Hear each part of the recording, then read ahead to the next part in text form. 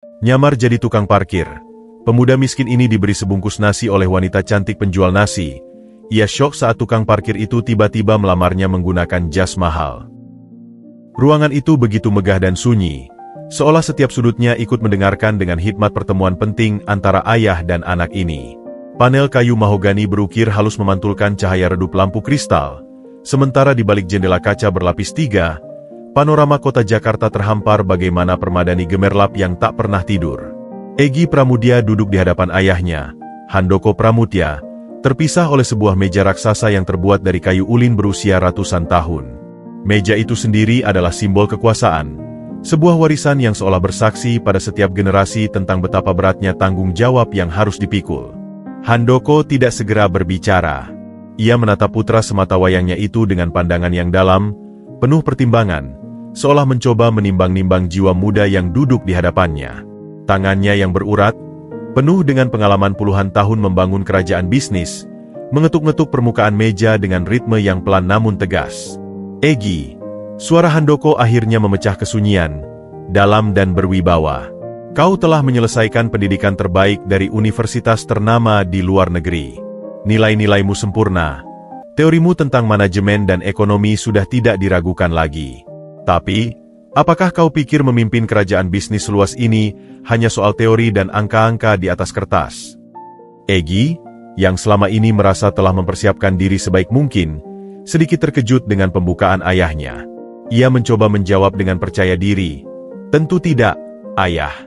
Saya telah mempelajari semua lini bisnis keluarga, menganalisis laporan keuangan, dan... Laporan keuangan? Potong Handoko dengan sedikit senyum sinis. Ia menghela napas panjang. Anakku, angka-angka itu bisu. Mereka tidak bercerita tentang perjuangan seorang ibu yang harus memilih antara membayar uang sekolah anak atau membeli obat. Mereka tidak menggambarkan keringat seorang buruh yang bekerja dari subuh demi sesuap nasi. Mereka tidak menangisikan kepedihan seorang pedagang kecil ketika usahanya bangkrut. Handoko berdiri dan berjalan perlahan menuju jendela, memandang ke bawah di mana ribuan orang beraktivitas seperti semut. Kakekmu dulu memulai semua ini dari nol. Dari menjadi kuli angkut di pelabuhan. Ia tahu rasanya perut keroncukan, tahu rasanya direndahkan, dan tahu rasanya uang Rp1.000 didapat dengan susah payah. Itu yang membuatnya bijaksana dan rendah hati dalam setiap keputusannya. Ia menoleh, menatap langsung ke mata Egy. Kau terlahir dengan sendok emas di mulut, Egy. Ayah tidak menyalahkanmu untuk itu. Tapi sebelum kau benar-benar siap memegang kendali, ayah perlu memastikan kau tidak hanya pintar, tetapi juga memiliki hati dan empati. Kau harus paham kehidupan yang sesungguhnya. Merasakan langsung denyut nadi orang-orang kecil yang justru menjadi tulang punggung bisnis kita. Egy merasa sedikit tersinggung. Namun ia tahu ada kebenaran dalam kata-kata ayahnya. Lalu, apa yang ayah usulkan? Handoko kembali ke kursinya, mengambil sebuah map coklat tipis dari laci meja dan melemparkannya ke hadapan Egy. Ini adalah identitas barumu. Egy, seorang lulusan SMA biasa dari kampung, yang berusaha mencari peruntungan di Jakarta. Proyek MU adalah hidup sebagai tukang parkir selama 1 tahun penuh. Egy membuka map itu dengan cepat. Isinya hanya selembar KTP palsu dan beberapa uang pecahan 10 ribuan. Matanya membelalak. Tukang parkir? Selama setahun? Ayah, apa ayah serius? Bagaimana dengan tanggung jawabku di perusahaan? Semua telah ayah atur. Untuk 1 tahun ke depan, kau menghilang. Tidak ada telepon genggam mewah, tidak ada kartu kredit, tidak ada mobil sport. Hanya kau dan kehidupan nyata. Handoko memandang Egy dengan sorot mata yang tidak bisa ditawar. Ini bukan hukuman, nak. Ini adalah pendidikan terakhir dan terpenting untukmu. Rasakanlah bagaimana hidup orang kebanyakan. Pahamilah arti sebuah uang, sebuah peluang, dan sebuah kerja keras yang sesungguhnya. Handoko melanjutkan dengan nada lebih lembut. Jika kau bisa melalui ini, dan kembali dengan pemahaman yang lebih utuh tentang kehidupan, maka ayah akan dengan lega menyerahkan tongkat estafet kepemimpinan ini. Tapi jika kau gagal, jika kau menyerah di tengah jalan, ia berhenti sejenak, maka kita harus memikirkan ulang masa depanmu di perusahaan ini. Egy memandangi KTP palsunya. Foto dirinya terpampang di sana, tetapi dengan nama dan latar belakang yang sama sekali asing. Jantungnya berdebar-debar. Ini adalah ujian yang tidak pernah terbayangkan dalam hidupnya. Di satu sisi, ia merasa direndahkan. Di sisi lain, ada gejolak penasaran dan tantangan yang anehnya cukup menggoda. "Ayah yakin ini satu-satunya cara?"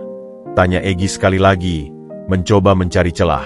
"Ini satu-satunya cara agar kau tidak hanya menjadi pemimpin yang dihormati karena jabatan, tetapi juga dikagumi karena kebijaksanaan dan empatimu," jawab Handoko tegas.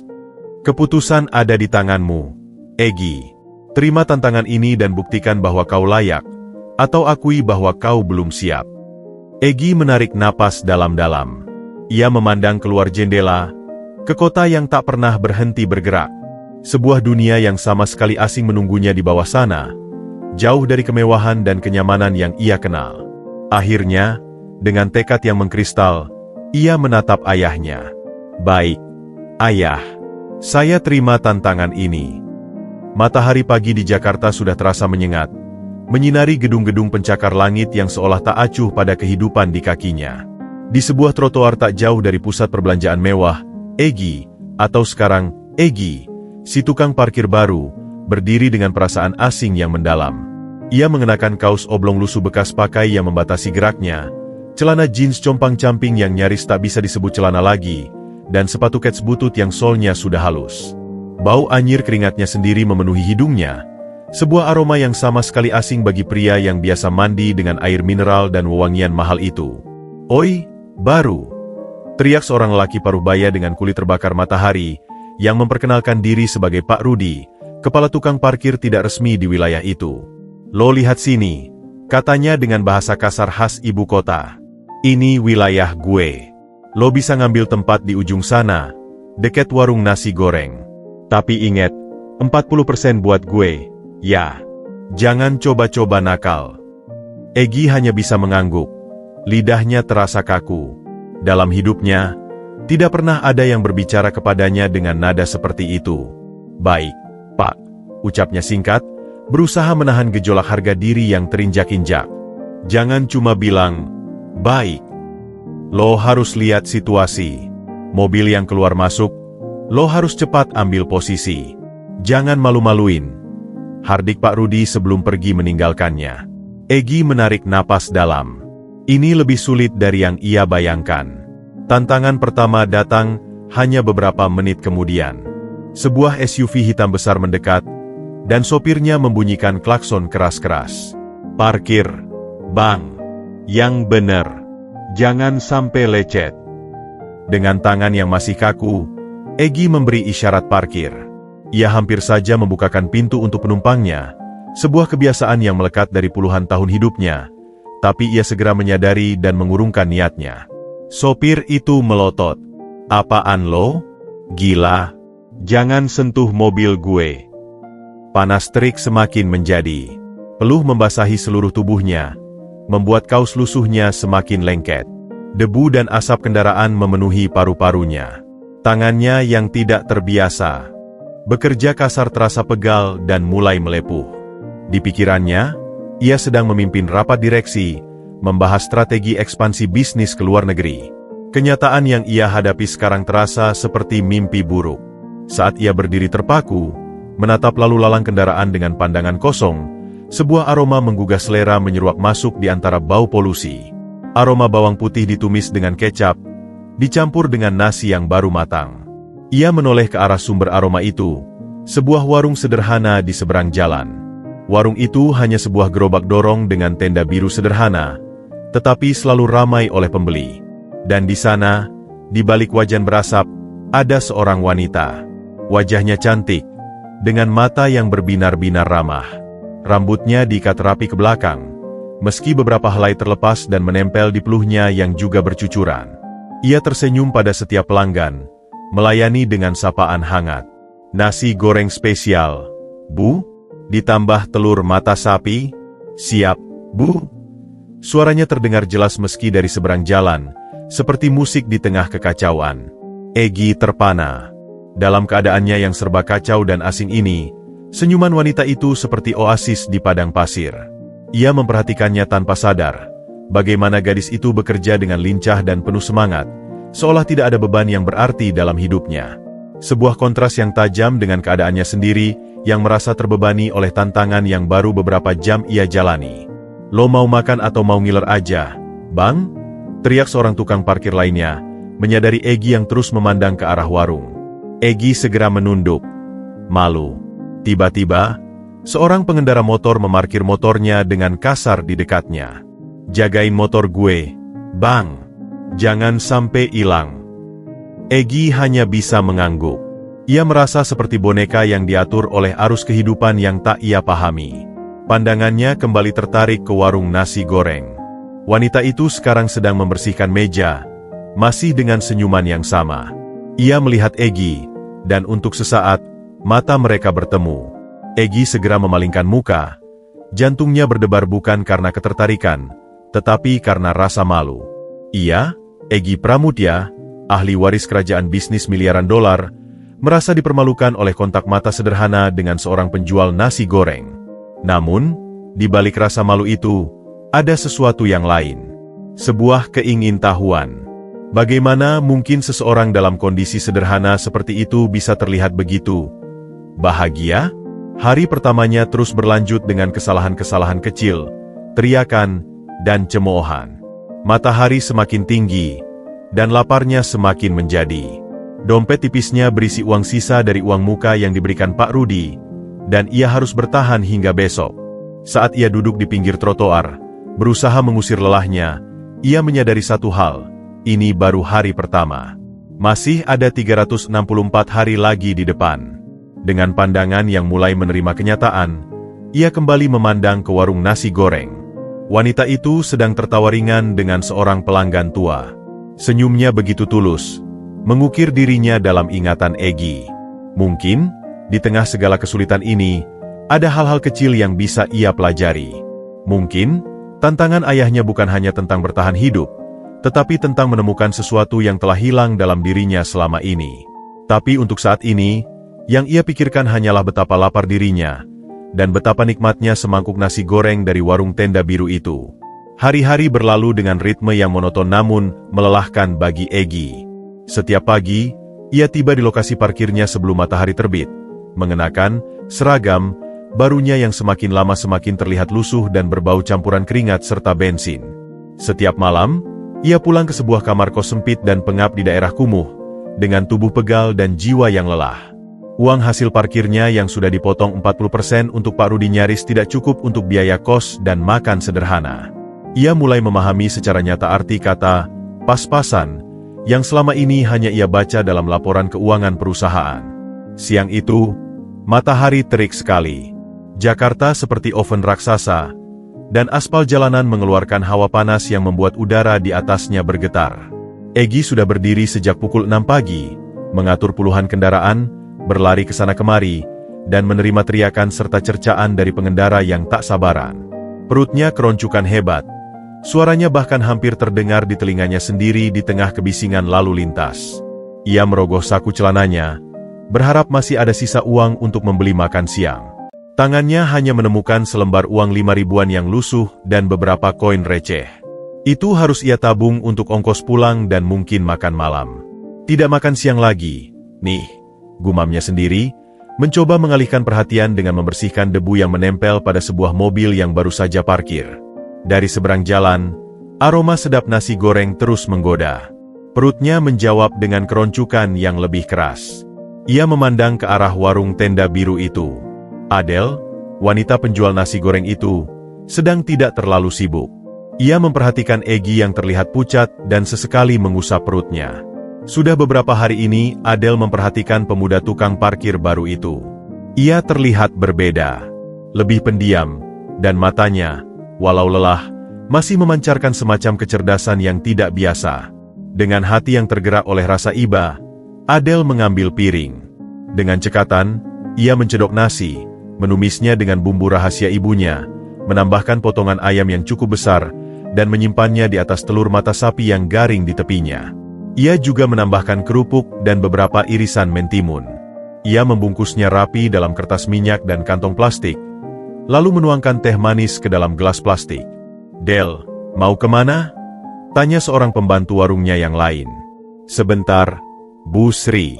Aku antar ini ke mas tukang parkir yang baru itu. Kayaknya dari tadi belum makan," jawab Adele sambil berjalan menyeberang dengan hati-hati.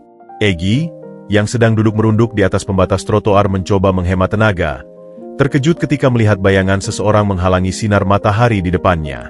Ia mendongak, dan matanya bertemu dengan Adele yang berdiri di hadapannya dengan senyuman dan sebuah bungkusan nasi serta segelas teh. "Ini, Mas, untuk makan siang," ucap Adele, menyodorkan bungkusan itu.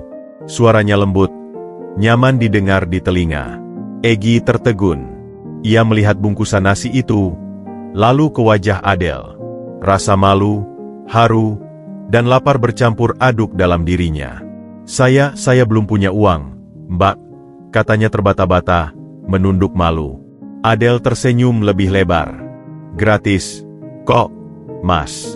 Sudah, diterima saja. Lihatnya dari tadi kayaknya lagi enggak bawa bekal. Namanya juga harus makan biar kuat kerja." Egy masih ragu. Tangannya tidak berani menerima. Dalam benaknya, ini adalah pertama kalinya dalam hidupnya seseorang memberinya sesuatu tanpa mengharapkan imbalan apapun. Bukan karena koneksi, bukan karena kekuasaan ayahnya, bukan karena ia adalah Egy Pramudia. Hanya karena kemanusiaan. "Terima kasih, tapi saya tidak enak, Mbak," bata Egy lagi. "Ya udah, lain kali kalau ada rezeki lebih, ya bayar.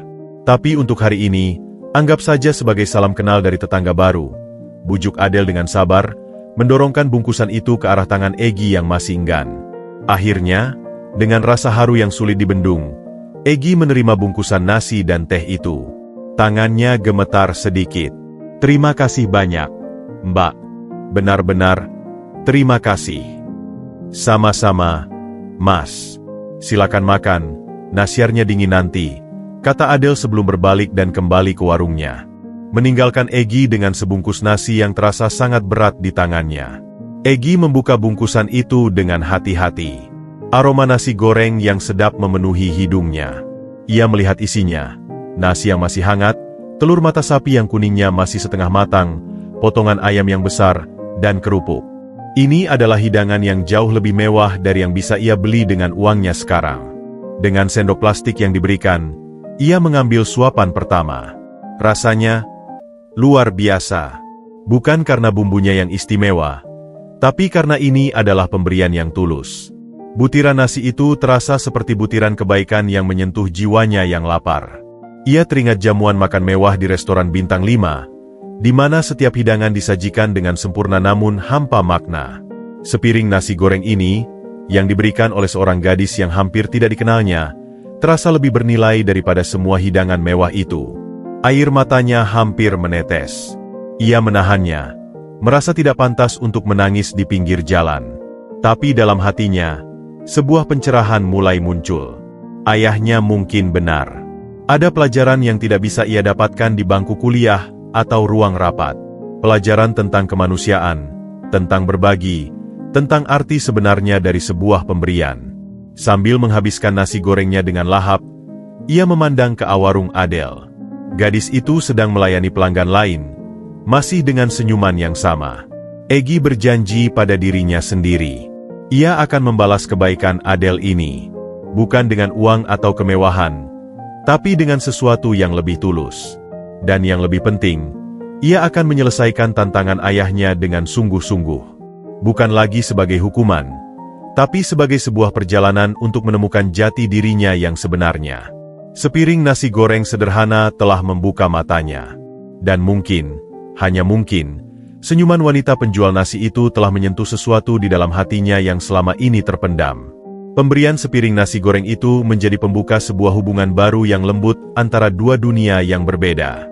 Sejak hari itu, sebuah pemahaman diam-diam terbentuk antara Egy dan Adele. Egy, yang masih berjuang dengan kehidupan barunya yang keras, menemukan secercah kenyamanan dalam rutinitas barunya. Setiap pagi, ketika ia tiba di lokasi parkir, pandangan pertamanya selalu tertuju ke warung tenda biru, mencari sosok Adele yang biasanya sudah sibuk mempersiapkan dagangannya. Minggu-minggu berlalu, Dan interaksi mereka mulai berkembang melampaui sekadar senyum dan salam. Suatu pagi yang cerah, ketika lalu lintas masih relatif sepi, Adele memberanikan diri untuk mendekati Egy yang sedang membersihkan sampah di area parkirnya. "Mas, kopinya kebanyakan. Nih, mau numpang bagi?" tanya Adele dengan santai, menyodorkan sebuah gelas kopi hangat. Egy, yang sudah belajar untuk menerima kebaikan Adele dengan lapang, menerimanya dengan senyum. "Wah, terima kasih, Mbak Adele. Pagi-pagi sudah dikasih kopi." "Masa iya sih harus formal terus? Panggil aja Adele." "Semua orang juga panggil gitu," ujarnya sambil duduk di atas pembatas trotoar di dekat Egy. Egy mengangguk, merasa sedikit kikuk. "Saya Egy." "Egy," ucap Adele, mencoba nama itu. "Asalnya dari mana? Kok memilih jadi tukang parkir di sini?" Pertanyaan itu membuat Egy tegang sejenak. Ia harus ingat cerita palsunya. Dari Jawa Timur. Merantau cari kerja. Dulu sempat kerja di pabrik. Tapi keluar. Kebetulan dapat info kalau di sini butuh tukang parkir. Ceritanya sederhana, namun terasa pahit di mulutnya sendiri. Adele mengangguk mengerti.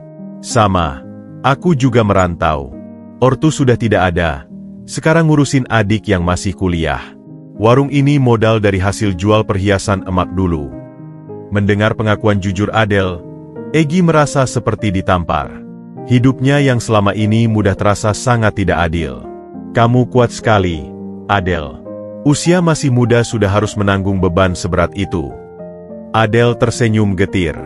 "Hidup kan nggak selalu fair, Egy. Yang penting kita nggak menyerah, ya kan? Dulu pertama kali buka warung, dagangan banyak yang tidak laku, hampir putus asa. Tapi mikir adik yang masih sekolah, ya harus tetap semangat." Percakapan itu membuka pintu bagi lebih banyak obrolan di hari-hari berikutnya. Di sela-sela sepi, mereka sering berbincang. Adele bercerita tentang mimpi adiknya yang ingin menjadi insinyur, tentang betapa bangganya orang tua mereka seandainya masih bisa melihat mereka sekarang. Egy, yang harus tetap konsisten dengan perannya, bercerita tentang impiannya untuk suatu hari nanti bisa membuka bengkel motor kecil-kecilan. "Bengkel motor? Kok bengkel motor?" tanya Adele penasaran. Egy tersenyum, kali ini dengan sedikit kejujuran. "Dulu waktu kecil suka otak-atik mesin, tapi nggak sempat belajar serius karena harus cari uang." Ia merasa bersalah membohongi Adele, tapi di sisi lain, ini adalah pertama kalinya ia bisa berbicara tentang minatnya yang sebenarnya pada mesin tanpa dihakimi oleh ekspektasi keluarga. Suatu sore, hujan turun dengan deras. Lalu lintas macet, dan tidak ada mobil yang mau parkir. Egy berteduh di bawah tenda warung Adele, yang kebetulan juga sepi. "Nih, Egy, coba kamu cicipin nasi goreng spesial resep baru aku," ajak Adele sambil menyiapkan piring kecil. Egy menerimanya dengan senyum. Setelah mencicipi, matanya berbinar. "Enak. Ada aroma khusus." "Apa itu?" "Sedikit jahe dan kecap asin premium," jawab Adele bangga.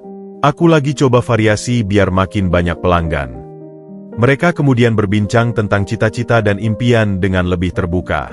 Adele bercerita tentang keinginannya untuk suatu hari bisa membuka restoran kecil yang nyaman, bukan sekadar warung tenda. Egy, dengan hati-hati, berbagi visinya tentang bengkel yang tidak hanya memperbaiki motor, tapi juga memberikan pelatihan untuk anak-anak muda yang tidak mampu. "Kamu punya visi yang bagus, Egy," puji Adele dengan tulus.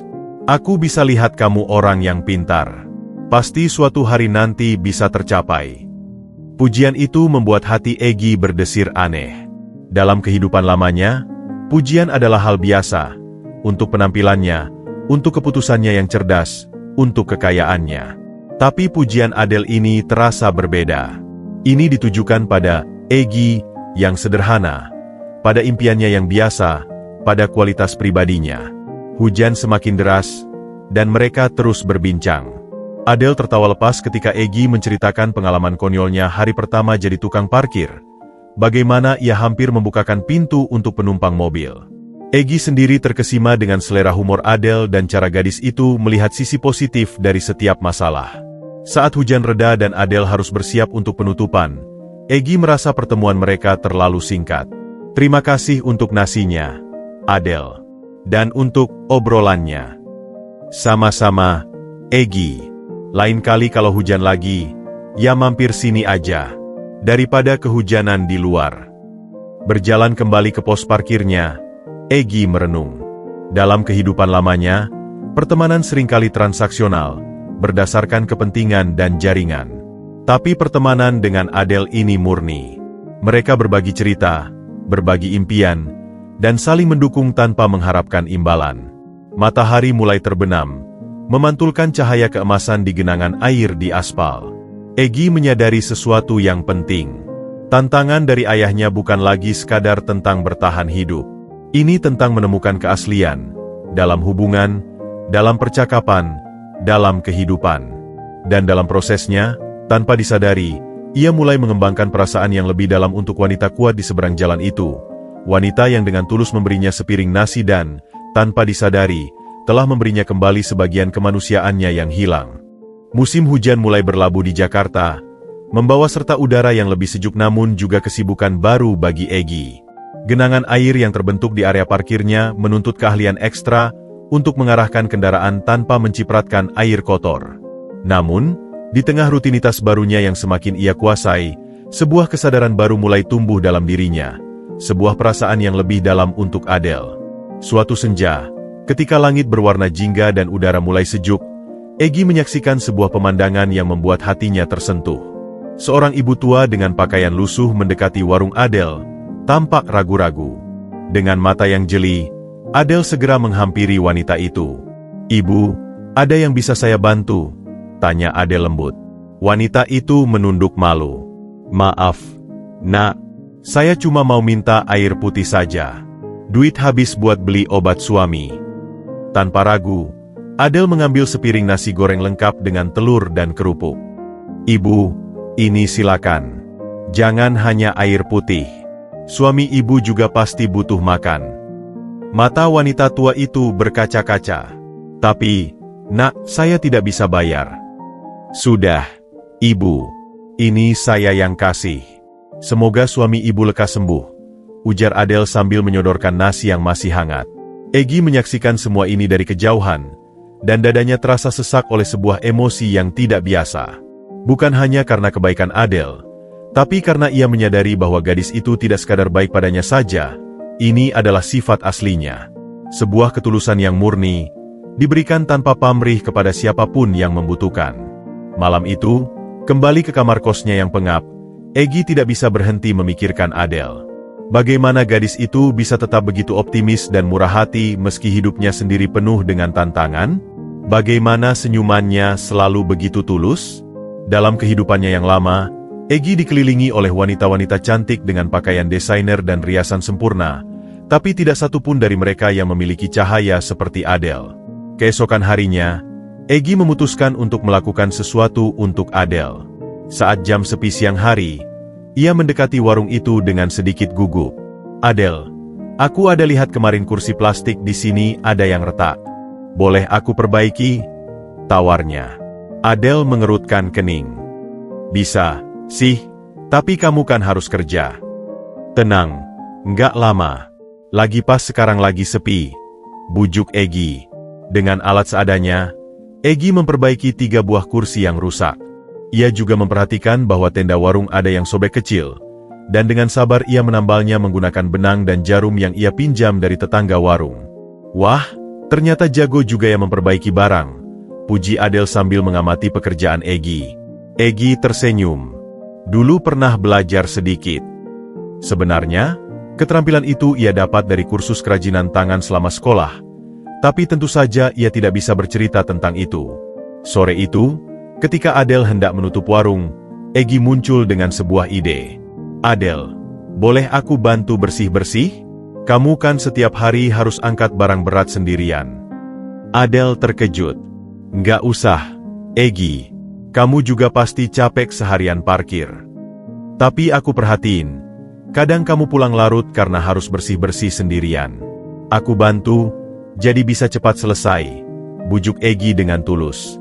Mata Adele berbinar haru. "Ya sudah, kalau kamu memang tidak keberatan." Selama seminggu berikutnya, Egi secara rutin membantu Adel membersihkan warung setelah jam kerja. Dalam kesempatan itulah mereka semakin dekat. Mereka berbicara tentang segala hal, dari mimpi masa kecil hingga ketakutan mereka akan masa depan. Suatu malam, ketika mereka sedang membersihkan wajan bersama, Adel bercerita tentang orang tuanya. Papa dulu selalu bilang, yang penting dalam hidup itu bukan seberapa banyak yang kita punya, tapi seberapa banyak yang bisa kita beri, kenang Adel dengan senyum getir. Tapi waktu dia sakit, kami bahkan tidak punya cukup uang untuk berobat yang proper. Egi berhenti membersihkan, hatinya tersentak. Maaf, Adel. Ah, nggak apa-apa. Sekarang malah jadi motivasi buat aku. Kalau nanti sukses, aku mau bikin klinik gratis untuk orang yang nggak mampu. Ucapnya dengan mata berbinar. Mendengar itu, Egi diam sejenak. Dalam genggamannya, ia bisa mewujudkan mimpi Adel dengan mudah. Tapi ia tahu, itu bukan yang diinginkan Adel. Yang Adel butuhkan adalah seseorang yang mengerti dan mendukung perjuangannya, bukan seorang penyelamat dengan dompet tebal. Kamu luar biasa, Adel, ucap Egi tulus. Aku yakin suatu hari nanti kamu akan berhasil. Adel tersipu. Makasih, Egi. Kamu juga. Aku lihat kamu kerja keras banget. Pasti bengkel motornya akan terwujud. Saat mereka berpisah malam itu, Egi berjalan pulang dengan perasaan yang tidak karuan. Ia menyadari bahwa perasaannya pada Adel sudah berubah dari sekadar rasa terima kasih menjadi sesuatu yang lebih dalam. Setiap kali Adel tersenyum, hatinya berdebar. Setiap kali mereka berbicara, waktu terasa berlalu terlalu cepat. Tapi di balik perasaan hangat itu, ada bayangan kebohongan yang terus mengganggunya. Bagaimana nanti jika Adel mengetahui siapa dirinya yang sebenarnya? Apakah Adel akan merasa dikhianati?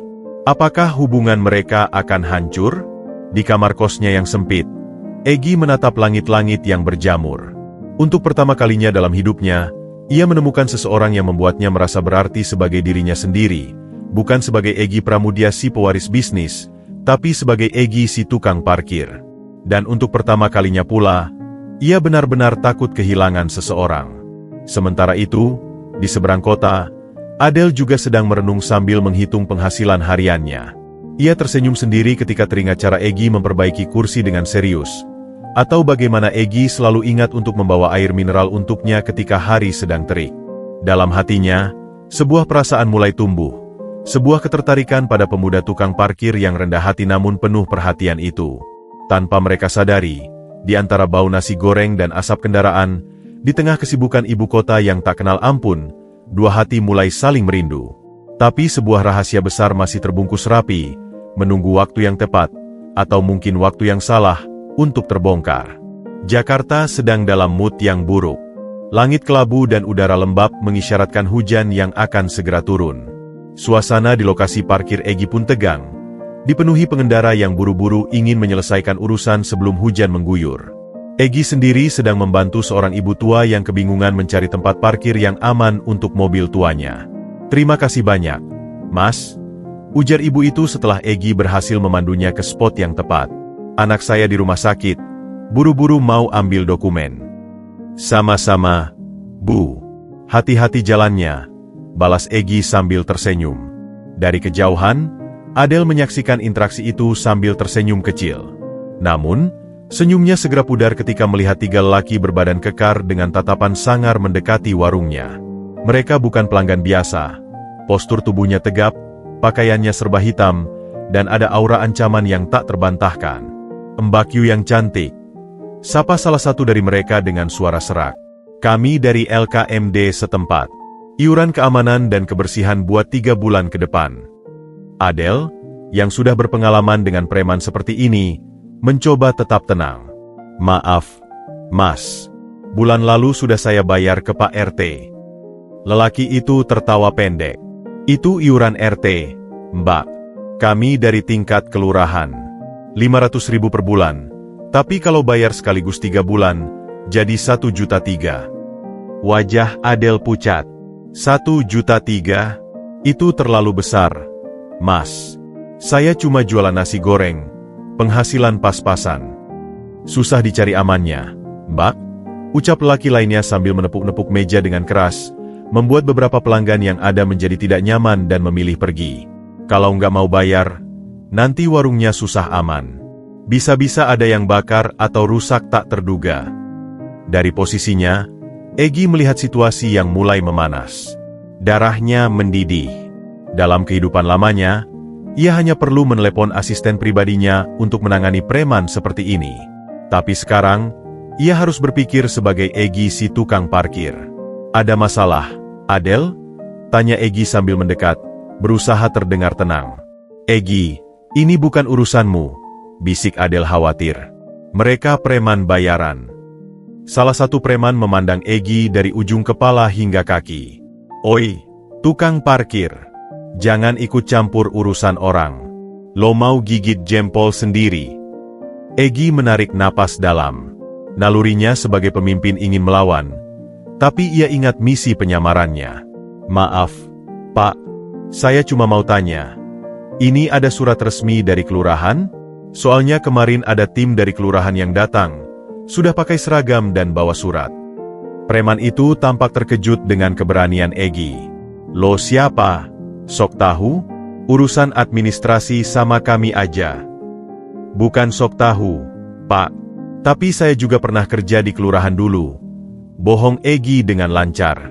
Kalau memang iuran resmi, harusnya ada surat keputusan dan kwitansi resmi. Salah satu preman maju mendekati Egy, berusaha intimidasi. Dasar tukang parkir sok pinter. Lo mau kami gebukin? Adel panik. Egy, sudah. Nanti kamu celaka. Tapi Egy tidak mundur. Dengan suara yang tenang namun penuh wibawa, sebuah nada yang tidak pernah ia gunakan sebelumnya, ia berkata, saya tidak cari masalah, Pak. Tapi saya kenal Pak Lurah personali. Kalau memang ini iuran resmi, saya bisa telepon beliau sekarang untuk konfirmasi. Mendengar nama Pak Lurah, ketiga preman itu tampak ragu. Egy terus melanjutkan, memanfaatkan celah itu. Bagaimana kalau begini? Saya urus ini dengan Pak Lurah. Kalau memang benar ada iuran, nanti saya yang bayar untuk warung ini. Tapi kalau tidak... Ia berhenti sejenak, menatap ketiganya dengan tajam. Lebih baik bapak-bapak cari tempat lain saja. Preman yang paling besar mendekat hingga berhadapan langsung dengan Egy. Lo jual mahal ya, Bang? Pakai ngancem pakai nama Pak Lurah. Bukan ancaman, Pak. Cari solusi yang baik untuk semua pihak. Jawab Egy tetap tenang, meski jantungnya berdebar kencang. Setelah pertukaran pandangan yang tegang selama beberapa detik, preman itu akhirnya mundur. Baiklah. Kami kasih waktu sampai besok. Tapi ingat, kalau bohong. Ia tidak menyelesaikan kalimatnya, hanya memberikan isyarat ancaman dengan tangannya sebelum pergi bersama kedua kawannya. Begitu mereka pergi, Adel langsung menghampiri Egy. Egy, kamu gila. Mereka bisa ngancam kamu nanti. Egy, yang baru menyadari betapa berisiko tindakannya, menarik napas lega. Aku nggak tega lihat mereka nakut-nakuti kamu, Adel. Tapi kamu bilang kenal Pak Lurah? Itu beneran? Tanya Adel penuh harap. Egy menghela napas. Tidak. Itu cuma akal-akalan saja. Aku cuma coba bikin mereka ragu. Adel memandangi Egy dengan ekspresi campur aduk, khawatir, haru, dan heran. Kamu berani sekali, tapi sekaligus bodoh. Mereka bisa balik dengan lebih banyak orang. Aku janji akan lindungi warungmu, Adel, ucap Egy dengan tulus. Besok aku akan coba cari informasi tentang iuran yang benar-benar resmi. Hujan akhirnya turun, memaksa mereka untuk berteduh di bawah tenda warung. Dalam keheningan yang hanya diisi suara rintik hujan, Adel duduk di samping Egy. Terima kasih, Egy, bisiknya. Tapi tolong, lain kali jangan ambil risiko seperti itu. Aku lebih baik bayar daripada lihat kamu celaka. Tidak, bantah Egy dengan tegas. Kamu tidak boleh menyerah pada preman seperti itu. Kalau kita membiarkan, mereka akan terus memeras. Mereka duduk berdampingan, menikmati kedamaian sesaat setelah badai. Adel memperhatikan profil Egy, bagaimana rahangnya yang tegas, Tatapannya yang penuh determinasi. Ada sesuatu yang berbeda dari pemuda ini. Sesuatu yang tidak biasa untuk seorang tukang parkir. "Egy," ucap Adele pelan. "Kadang-kadang cara kamu bicara, cara kamu berpikir, tidak seperti tukang parkir biasa." Egy meneguk ludah. "Apa maksudmu?" "Kamu terlalu bijaksana, terlalu berpendidikan. Dan tadi, cara kamu hadapi preman itu, seperti orang yang terbiasa memimpin." Jantung Egy berdebar kencang. Ini saatnya untuk jujur, tapi sebelum ia bisa menjawab, Adele sudah melanjutkan. "Mungkin aku yang salah. Mungkin memang ada orang yang terlahir dengan bakat kepemimpinan, meski hidupnya susah." Ia tersenyum kecil. "Kamu istimewa, Egy." Kata-kata itu menusuk hati Egy lebih dalam daripada ancaman preman tadi. Adele memujinya karena kualitas yang justru berasal dari kehidupan lamanya, dari pendidikan terbaik, dari pelatihan kepemimpinan, dari warisan keluarganya. Hujan mulai reda. Ucap Egy, mengubah topik. "Aku harus kembali ke pos." Saat Egy berdiri untuk pergi, Adele memegang lengannya sebentar. "Egy, hati-hati, ya. Dan, terima kasih lagi." Egy berjalan kembali ke area parkirnya dengan perasaan campur aduk. Di satu sisi, ia senang bisa melindungi Adele. Di sisi lain, kebohongannya terasa semakin berat. Dan yang paling mengganggu, preman itu mungkin akan kembali. Ia harus menemukan solusi permanen, tanpa mengorbankan penyamarannya. Sementara itu, Adele membersihkan warung dengan pikiran yang berkecamuk. Egy memang berbeda. Dan perbedaan itu justru membuatnya semakin tertarik. Tapi sebuah pertanyaan kecil mulai menggelitik pikirannya. Siapa sebenarnya Egy? Matahari pagi menyinari Jakarta dengan sinar keemasan, seolah berusaha menebus kekacauan hari sebelumnya. Namun ketegangan masih menggantung di udara sekitar warung Adele dan lokasi parkir Egy. Adele masih khawatir dengan ancaman preman, sementara Egy sibuk memikirkan cara melindungi warung Adele tanpa mengungkap identitas aslinya. "Hari ini sepi ya," gumam Adele pada Busri, pembantunya, sambil sesekali melirik arah Egy yang sedang mengatur parkir dengan efisien. "Iya, Mbak Del. Kemungkinan karena kejadian kemarin, pelanggan pada takut," jawab Busri dengan suara lesu. Tiba-tiba, sebuah BMW hitam mewah meluncur perlahan mendekati area parkir. Egy, yang sedang membungkuk membersihkan kaca mobil seorang pelanggan, tidak segera menyadari kedatangannya. Yang membuatnya kaget adalah ketika melihat siapa yang ada di dalam mobil itu. Bapak Surya, salah satu direktur junior di perusahaannya yang biasa memimpin rapat departemen pemasaran. Darah Egy mendadak beku. Ia berusaha membalikan badan dan pura-pura sibuk dengan sesuatu yang lain. Tapi sudah terlambat.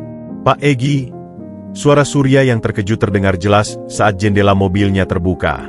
"Apa yang Bapak lakukan di sini?" Wajah Egy pucat. Dari sudut matanya, ia melihat Adele sedang memperhatikan ke arahnya dengan penuh perhatian.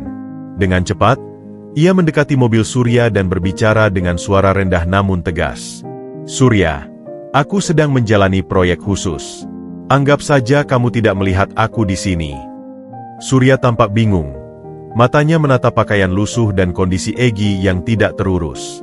"Tapi, Pak, Bapak baik-baik saja? Ini berbahaya." "Semuanya baik-baik saja," potong Egy cepat. "Pulang sekarang dan jangan beritahu siapapun bahwa kamu melihatku. Ini perintah." Sopir di belakang Surya sudah mulai tidak sabar. Surya masih ragu, tapi akhirnya mengangguk pelan.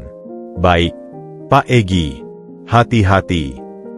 Begitu mobil itu pergi, Egy menarik napas dalam-dalam, berusaha menenangkan diri.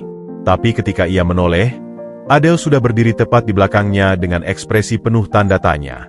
"Egy, siapa itu?" tanya Adele dengan suara datar. "Dia memanggilmu, Pak Egy." Egy berusaha tersenyum ringan. "Oh, itu? Dulu aku pernah kerja di perusahaannya. Sebagai office boy." "Office boy?" Adele mengerutkan kening. "Tapi dia menyapamu dengan sangat hormat. Dan mobilnya sangat mewah untuk seseorang yang menyapa mantan office boy-nya. Orang itu memang baik. Dulu sering aku bantu urusan pribadinya. Egy berbohong dengan cepat, tapi ia tahu Adele tidak sepenuhnya percaya. Sepanjang hari itu, Adele menjadi lebih pendiam. Ia memperhatikan Egy dengan seksama, cara dia bergerak, cara dia berbicara, bahkan cara dia memperlakukan orang lain. Semakin ia perhatikan, semakin banyak pertanyaan yang muncul dalam benaknya. Saat jam sepi siang, Adele membawakan Egy teh hangat seperti biasa. "Egy, boleh aku tanya sesuatu?" "Tentu saja," jawab Egy sambil menerima teh itu. "Kemarin, waktu hadapi preman, kamu bilang pernah kerja di kelurahan. Hari ini, kamu ternyata pernah kerja di perusahaan besar sebagai office boy. Kamu juga cerita dulu kerja di pabrik." Adele berhenti sejenak, memilih kata-katanya dengan hati-hati. "Umurmu masih muda, tapi kau sudah berpengalaman di banyak tempat." Egy merasa tenggorokannya kering. Ia meneguk tehnya untuk mengulur waktu. "Hidup susah, Adele. Harus kerja apa saja yang bisa menghasilkan uang. Tapi," Adele melanjutkan, "cara bicaramu terlalu baik untuk seseorang yang hanya lulusan SMA. Kosakatamu luas. Bahkan kadang kamu menggunakan kata-kata bahasa Inggris dengan tepat." Mata Egy berkedip cepat. Ia tidak menyangka Adele begitu jeli. "Aku suka baca. Di perpustakaan umum, gratis." Adele mengangguk pelan, tapi keraguannya tidak sepenuhnya hilang. "Aku tidak mau menuduh, Egy. Hanya saja, kadang aku merasa ada yang kamu sembunyikan." Sore itu, ketika Egy membantu membersihkan warung seperti biasa, Adele mencoba pendekatan yang berbeda. "Egy, coba tebak, dari mana asal mobil itu?" tanya Adele sambil menunjuk sebuah Mercedes yang lewat. Egy, yang terbiasa dengan mobil-mobil mewah, langsung menjawab, "Oh, itu Mercedes seri S terbaru. Masih jarang di Indonesia." Ia tiba-tiba berhenti, menyadari kesalahannya. Adele menatapnya dengan tajam. "Bagaimana kamu bisa tahu?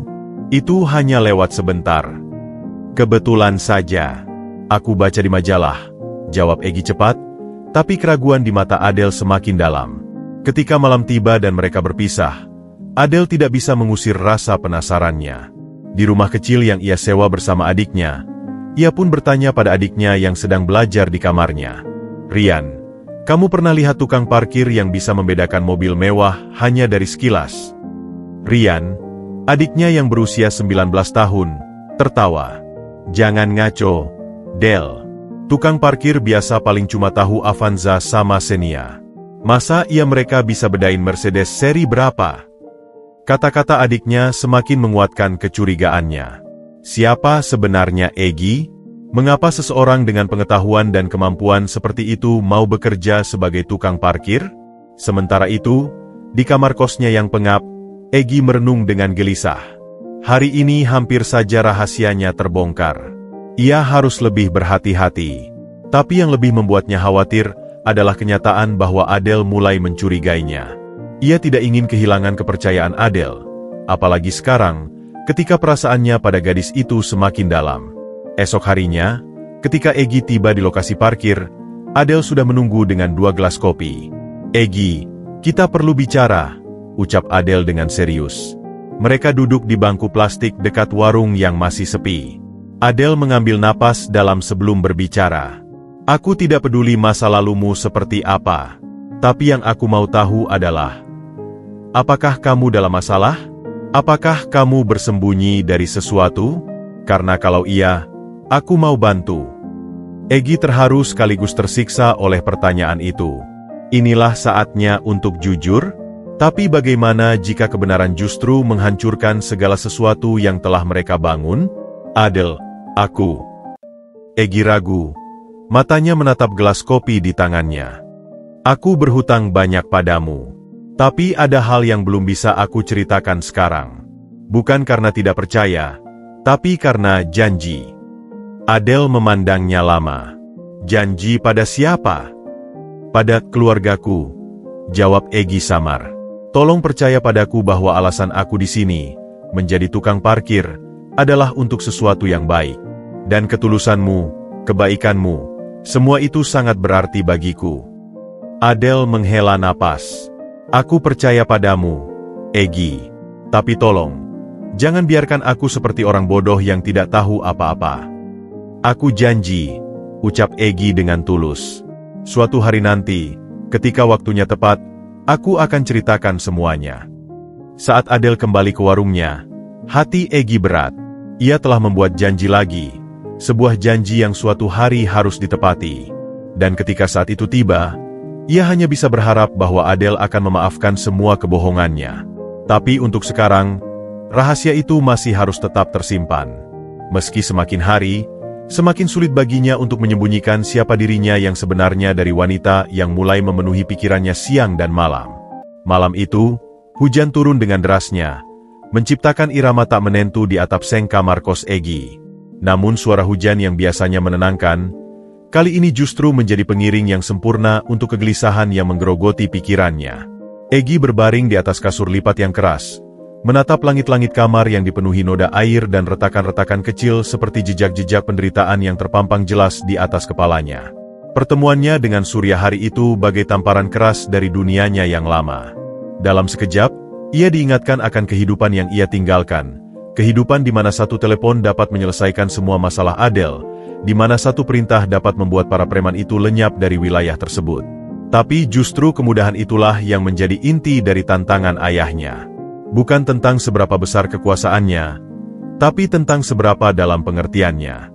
Janji pada keluargaku, gumam Egy mengulang kata-katanya sendiri pada Adele.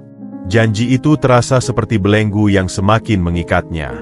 Setiap hari yang dilaluinya bersama Adele, setiap senyuman yang mereka tukarkan, setiap percakapan mendalam yang mereka bagi, semuanya dibangun di atas fondasi kebohongan. Bayangkan saja, pikirnya, jika Adele mengetahui kebenaran, bahwa pria yang ia kasihi sepiring nasi goreng, adalah pewaris kekayaan yang bisa membeli seluruh kompleks pertokoan tempat warungnya berdiri. Bahwa pria yang dengan berani melindunginya dari preman, adalah seseorang yang biasa dilindungi oleh pengawal pribadi. Akankah Adele masih melihatnya dengan cara yang sama? Atau justru akan merasa dipermainkan? Sementara itu, di rumah sederhana di ujung jalan, Adele juga sedang terjaga. Ia duduk di depan jendela kamarnya, memandang rintikan hujan yang membasahi jalanan sepi. Pikirannya dipenuhi oleh bayangan Egy yang misterius, Egy yang penuh kontradiksi. Rian, panggilnya pada adiknya yang sedang asyik dengan telepon genggamnya. Apa kamu percaya ada orang yang menyembunyikan identitas aslinya? Rian menoleh, sedikit terkejut dengan pertanyaan kakaknya. Maksudmu seperti agen rahasia? Atau polisi penyamaran? Bukan, Adele menggeleng. Lebih seperti seseorang yang sebenarnya berasal dari dunia yang berbeda, tapi memilih untuk hidup sederhana. Wah, kedengarannya seperti plot sinetron, Del, canda Rian. Tapi kalau di dunia nyata, mungkin saja. Mungkin dia sedang lari dari masalah, atau mungkin dia sedang mencari sesuatu. Mencari sesuatu. Kata-kata itu terngiang di telinga Adele. Apakah Egy sedang mencari sesuatu? Dan apakah yang ia cari ada di sekitar warung nasi gorengnya? Keesokan harinya, suasana antara mereka berdua terasa berbeda. Ada semacam kehati-hatian baru dalam setiap interaksi, seolah kedua belah pihak sedang menari-nari di sekitar kebenaran yang tidak terucap. Saat jam sepi, Adele memberanikan diri untuk bertanya lagi. Egy, kemarin kamu bilang ada janji pada keluarga. Apa keluarganya menuntut sesuatu yang berat? Egy, yang sedang memperbaiki roda gerobak warung yang macet, berhenti sejenak. Mereka ingin yang terbaik untukku, tapi caranya agak tidak biasa. Seperti apa tidak biasanya? Desak Adele lembut. Mereka ingin aku belajar tentang kehidupan, tentang arti perjuangan, tentang nilai uang yang sesungguhnya. Jawab Egy, berusaha jujur sebisa mungkin tanpa mengungkap segalanya. Adele mengangguk perlahan. Jadi ini seperti tugas belajar. Bisa dibilang begitu. Egy tersenyum getir. Tugas yang paling sulit dan paling berharga yang pernah aku jalani. Dan kita, pertemanan kita, apa ini juga bagian dari tugas belajarmu? Tanya Adele dengan suara hampir berbisik. Mendengar pertanyaan itu, Egy langsung menoleh dan menatap mata Adele. Tidak, kamu adalah hal tak terduga yang paling indah dalam tugas ini. Kamu bukan bagian dari rencana, Adele. Kamu adalah alasanku untuk bertahan di hari-hari paling sulit. Kalimat itu terucap dengan begitu tulus hingga Adele merasa dadanya hangat. Tapi di balik kehangatan itu, masih ada secercah keraguan.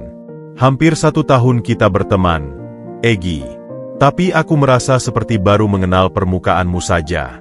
Seperti ada samudera dalam di balik danau yang tenang. Egy menarik napas dalam. Ia meletakkan obeng yang sedang dipegangnya dan duduk di samping Adele. Aku berjanji, ketika waktunya tiba, aku akan menceritakan semuanya. Setiap detail. Tapi untuk sekarang, bisakah kamu percaya padaku? Percaya bahwa perasaanku padamu adalah hal paling jujur yang pernah aku miliki. Mata mereka bertemu, dan untuk sesaat, segala keraguan dan kebingungan seolah lenyap. Dalam diam, mereka saling memahami bahwa ada sesuatu yang nyata antara mereka, sesuatu yang lebih kuat daripada rahasia apapun. Baiklah, Egy. Akhirnya Adele menghela napas. Aku akan percaya padamu. Tapi tolong, jangan buat aku menyesal. Sumpah, aku tidak akan mengecewakanmu, jawab Egy dengan suara bergetar penuh emosi. Namun, ketika malam tiba dan Egy kembali ke kamar kosnya, konflik batinnya justru semakin menjadi. Janjinya pada Adele terasa seperti beban baru. Ia sekarang tidak hanya harus menyembunyikan identitasnya, tapi juga harus menjaga kepercayaan yang telah diberikan Adele padanya. Di sisi lain, Adele, meski telah memutuskan untuk mempercayai Egy, tidak bisa sepenuhnya mengusir rasa penasarannya. Ia mulai memperhatikan hal-hal kecil. Cara Egy kadang tanpa sadar memeriksa arlojinya yang murah seolah terbiasa dengan jam tangan mewah. Cara dia menggunakan sapu tangan yang terbuat dari kain berkualitas tinggi meski pakaiannya lusuh. Bahkan cara dia memegang sendok yang terlihat begitu alami seperti seseorang yang terbiasa dengan etiket perjamuan formal. Del, kamu lagi mikirin si Egy ya? Tanya Bu Sri suatu pagi ketika melihat Adele termenung. Adele tersadar. Iya, Bu. Aku cuma bingung. Jangan terlalu dipikirin, nak. Yang penting hatinya baik. Laki-laki itu seperti nasi goreng, yang penting isinya, bukan bungkusnya. Nasihat Bu Sri sederhana tapi dalam. Tapi yang membuat Adele khawatir justru karena ia merasa, isi, Egy mungkin terlalu mewah untuk bungkus yang sedang dikenakannya. Sementara tekanan dari dua dunia yang berbeda terus membayangi, satu hal yang semakin jelas. Perasaan mereka berdua tumbuh semakin dalam. Dan seperti akar yang mencari celah di antara bebatuan, cinta mereka mulai menemukan jalannya melalui retakan-retakan rahasia yang memisahkan mereka. Tapi sampai kapan retakan itu bisa menahan tekanan? Dan apa yang akan terjadi ketika dinding rahasia itu akhirnya runtuh?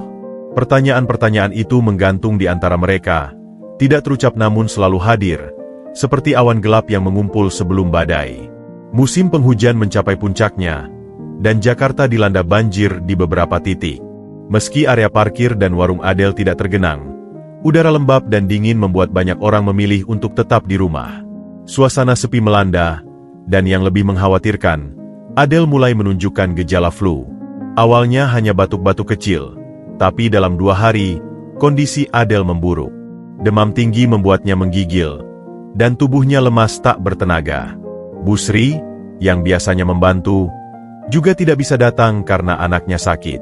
Del, kamu harus istirahat, tegur Rian, adiknya, ketika melihat kakaknya masih berusaha mempersiapkan bahan-bahan untuk warung di pagi hari ketiga sakitnya. Tidak bisa, Rian. Kalau warung tutup, kita tidak ada pemasukan. Uang untuk kos-kosanmu bulan depan belum cukup, jawab Adele dengan suara serak, sambil bersandar pada meja dapur karena pusing yang menyerang. Saat itu, Egy tiba seperti biasa. Begitu melihat kondisi Adele yang pucat dan berkeringat dingin, hatinya langsung tersentak. Adele, kamu sakit parah, ucap Egy dengan nada khawatir. Biasa saja, cuma flu, bantah Adele, mencoba tersenyum tapi gagal karena batuk-batuk kembali menyerang. Egy tidak mendengarkan. Dengan sigap, ia merasakan dahi Adele dengan punggung tangannya. Kamu demam tinggi. Kamu harus istirahat, sekarang juga. Tapi warung. Biarkan aku yang urus warung, potong Egy. Adele terkejut. Tidak mungkin, kamu harus kerja parkir. Area parkir sepi karena banjir di jalan utama. Hanya sedikit mobil yang lewat. Aku bisa atur waktunya, bujuk Egy. Sekarang, kamu masuk dan tidur. Dengan lembut tapi tegas, Egy membimbing Adele ke kamar tidurnya di belakang warung. Ruangan kecil itu sederhana namun rapi, dengan foto orang tuanya tergantung di dinding dan beberapa buku pelajaran rian berserakan di meja belajar. Tapi bahan-bahan belum disiapkan. Protes Adele lemah saat Egy menyelimutinya. Sudah, percaya padaku, kata Egy sambil menatapnya dengan mata penuh kepastian. Begitu Adele tertidur karena kelelahan, Egy segera bertindak. Pertama, ia pergi ke apotek terdekat.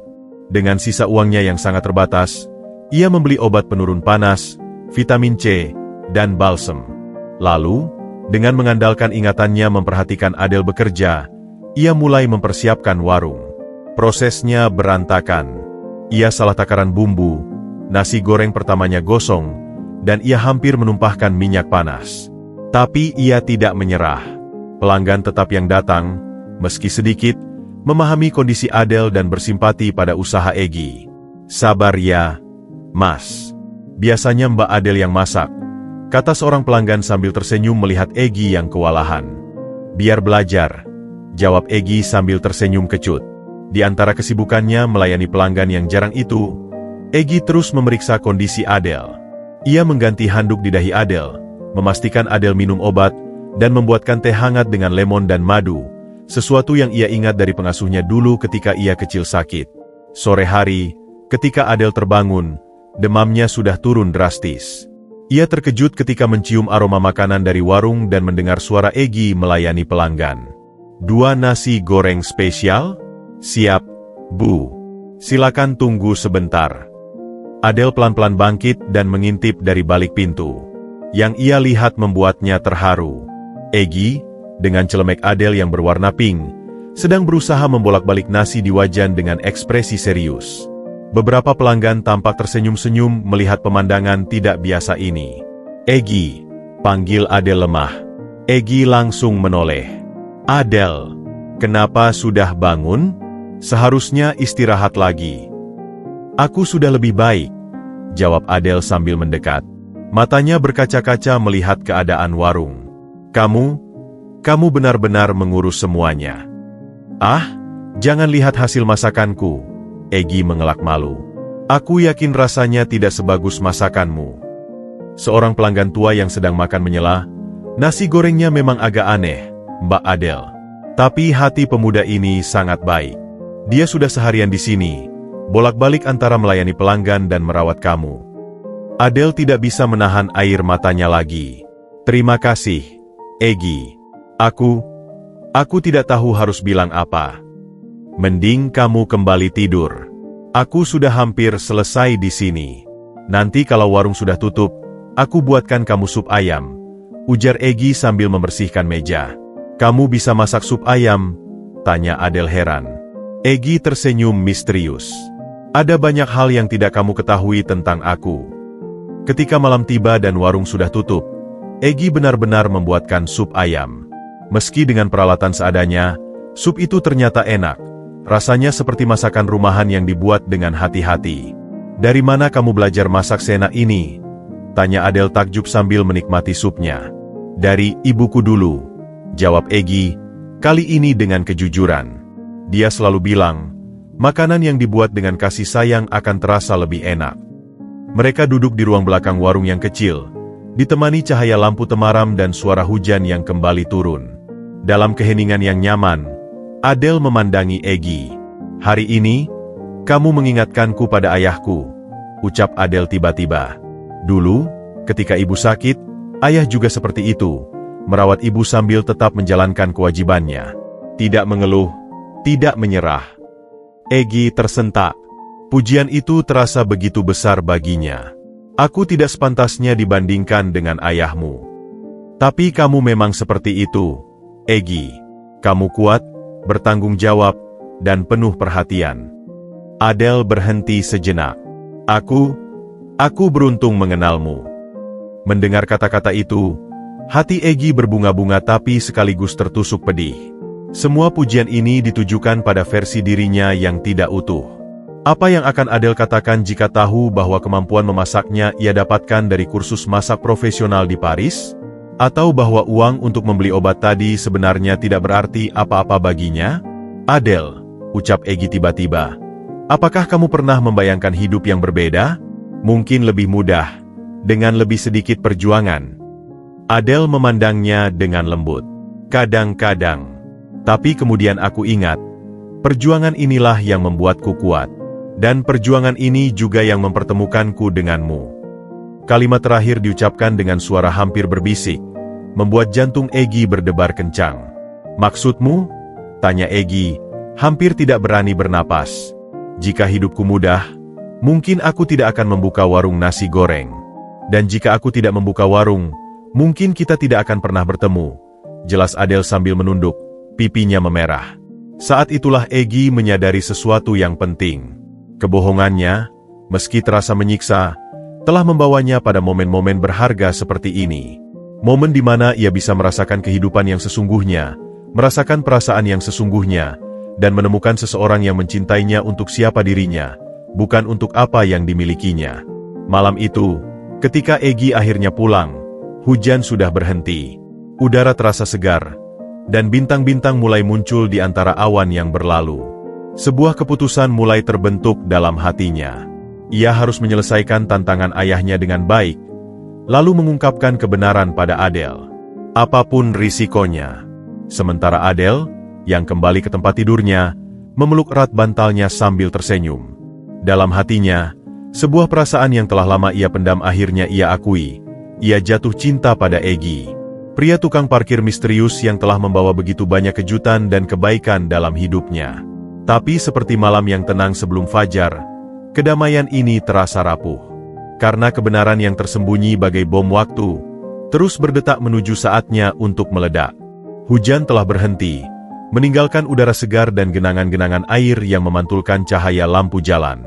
Setelah 3 hari merawat Adele, Egy merasa ikatan antara mereka semakin kuat. Demam Adele sudah turun, meski batuknya masih sesekali mengganggu. Malam itu, setelah warung tutup, mereka duduk di bangku plastik depan warung yang sepi, menikmati keheningan yang jarang mereka dapatkan di Jakarta yang selalu riuh. Minum ini, habiskan, ujar Egy menyodorkan segelas jahe hangat yang baru saja ia buat. Bagus untuk tenggorokanmu. Adele menerimanya dengan senyum lemah. Kamu terlalu baik, Egy. Aku jadi berutang budi padamu. Jangan pernah bilang begitu, sanggah Egy cepat. Kebaikanmu padaku sejak hari pertama tidak pernah kau hitung, kan? Mereka terdiam sesaat, hanya ditemani oleh suara kata-kata yang bersahutan dari selokan terdekat. Bulan purnama bersinar terang, menerangi profil wajah mereka yang terlihat serius. Egy, mulailah Adele dengan suara pelan. Aku punya sesuatu yang ingin kukatakan. Egy menoleh, menangkap ekspresi serius di wajah Adele. Apa itu? Selama kamu merawatku hari, aku menyadari sesuatu. Adele menarik napas dalam. Aku. Tiba-tiba, suara dering telepon memecah kesunyian. Telepon Adele. Dengan sedikit kesal, Adele mengangkatnya. Halo? Iya, Bu Sri, sudah lebih baik. Terima kasih. Besok kamu bisa datang? Baiklah. Saat Adele sedang berbicara, Egy memandangi bulan purnama itu. Ini adalah saat yang tepat, pikirnya. Saatnya untuk jujur. Hatinya berdebar kencang, tapi sebuah ketenangan aneh menyelimutinya. Ia sudah memutuskan untuk mengatakan yang sebenarnya, apapun konsekuensinya. Begitu Adele menutup telepon, Egy mengambil inisiatif. Adele, aku juga punya sesuatu yang penting untuk dikatakan. Adele mengangguk. Matanya berbinar penuh antisipasi. Kamu duluan. Egy menatap tangannya yang sekarang sudah kasar dan berkapalan. Aku ingin mengakui sesuatu. Sesuatu yang seharusnya sudah kukatakan sejak lama. Apakah ini tentang siapa dirimu yang sebenarnya? Tebak Adele pelan. Egy terkejut. Kamu tahu? Tidak semuanya. Tapi aku tahu ada sesuatu yang berbeda padamu. Adele tersenyum kecil. Katakan padaku, Egy. Apapun itu, aku siap mendengarnya. Dengan jantung berdebar kencang, Egy membuka mulutnya. Aku sebenarnya. Wah, Wah, ada apa nih? Pacaran sore-sore? Tiba-tiba suara Rendra, teman Adele dari kampung halaman, memotong pembicaraan mereka. Rendra datang dengan motor tuanya, membawa seorang wanita yang belum mereka kenal. Adele tampak sedikit kesal tapi berusaha tersenyum. Rendra, lama tidak kelihatan. Ini siapa? Ini Sinta, pacarku. Baru datang dari Surabaya, kata Rendra bangga. Kami mau cari tempat makan, kebetulan lewat sini. Sinta, wanita dengan riasan tebal dan pakaian yang mencolok, memandang sekitar dengan ekspresi sedikit jijik. Masih buka nggak nih warungnya? Del? Rendra bilang nasi gorengnya enak. Kebetulan baru saja tutup, jawab Adele sopan. Tapi kalau mau, aku bisa buatkan 2 porsi. Rendra memandang Egi dengan penasaran. Ini siapa? Tukang parkir baru. Ini Egi, perkenalkan Adele. Egi, ini Rendra, teman masa kecilku. Rendra menyalami Egi dengan acuh. Wah, untungnya Del punya tukang parkir yang bisa diajak ngobrol. Jadi nggak kesepian. Egi hanya tersenyum tipis, berusaha tidak terpancing. Sementara Adele pergi ke dapur untuk membuat nasi goreng, Rendra mulai bercerita tentang kesuksesannya membuka bengkel motor di daerah lain. Lihat, Del, dulu kita sama-sama dari kampung. Sekarang aku sudah punya usaha sendiri. Kamu juga harus cari yang lebih baik. Jangan cuma jualan nasi goreng seumur hidup. Sinta menambahkan dengan suara melengking. Iya, nanti kalau nikah sama orang yang salah, bisa-bisa dapat tukang parkir. Kasihan, Del, masa depannya bisa suram. Mendengar itu, Egi merasa seperti ditampar. Tapi yang lebih menyakitkan adalah ekspresi Adele yang terlihat malu dan kesal. Rendra, Sinta, tolong jangan bicara seperti itu, protes Adele dari dapur. Egi adalah teman baikku. Maaf, ucap Rendra sambil tertawa. Tapi kamu kan tahu, Del, kamu itu cantik dan pintar. Cocoknya sama pengusaha atau profesional, bukan dengan... Ia tidak menyelesaikan kalimatnya, tapi pandangannya pada Egi sudah cukup jelas. Egi berdiri.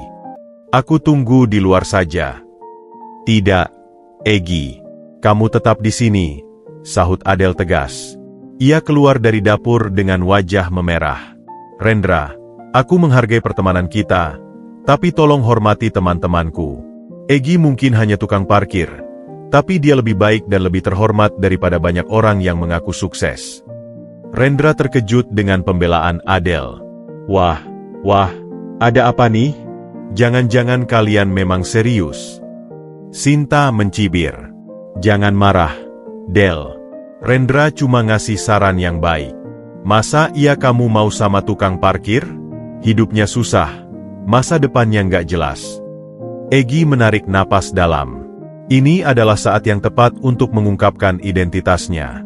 Tapi ketika ia melihat mata Adele yang penuh amarah membelanya, ia menyadari sesuatu. Jika ia mengungkapkan kebenaran sekarang, di depan Rendra dan Sinta, itu akan terlihat seperti pembenaran karena tersinggung. Bukan karena kejujuran yang tulus. Sudah, cukup, kata Egi dengan suara tenang namun penuh wibawa. Suaranya membuat Rendra dan Sinta terdiam. Adele sudah bilang warung tutup. Silakan cari tempat makan lain. Rendra tampak ingin membantah, tapi sesuatu dalam tatapan Egi membuatnya mengurungkan niat. Ya sudah, kalau begitu, ayo, Sinta, kita cari tempat lain. Setelah Rendra dan Sinta pergi, suasana menjadi tegang. Adele menghampiri Egi dengan wajah penuh penyesalan. Maaf, Egi, mereka... Jangan meminta maaf, potong Egi lembut. Kamu tidak melakukan kesalahan. Justru, terima kasih sudah membelaku. Tapi mereka menghinamu, kata Adele dengan mata berkaca-kaca. Kata-kata mereka tidak menyakitkan, Adele. Yang menyakitkan adalah... Egi berhenti, mencari kata yang tepat. Yang menyakitkan adalah mengetahui bahwa itulah yang mungkin dipikirkan semua orang tentang kita. Bahwa aku tidak pantas untukmu. Jangan bilang begitu, bantah Adele dengan suara bergetar. Kamu orang terbaik yang pernah ku kenal. Aku tidak peduli apa kata orang. Mereka berdiri berhadapan di bawah sinar bulan, di warung yang sepi. Saat yang sempurna untuk mengungkapkan perasaan dan kebenaran. Tapi bekas kunjungan Rendra dan Sinta masih terasa terlalu segar.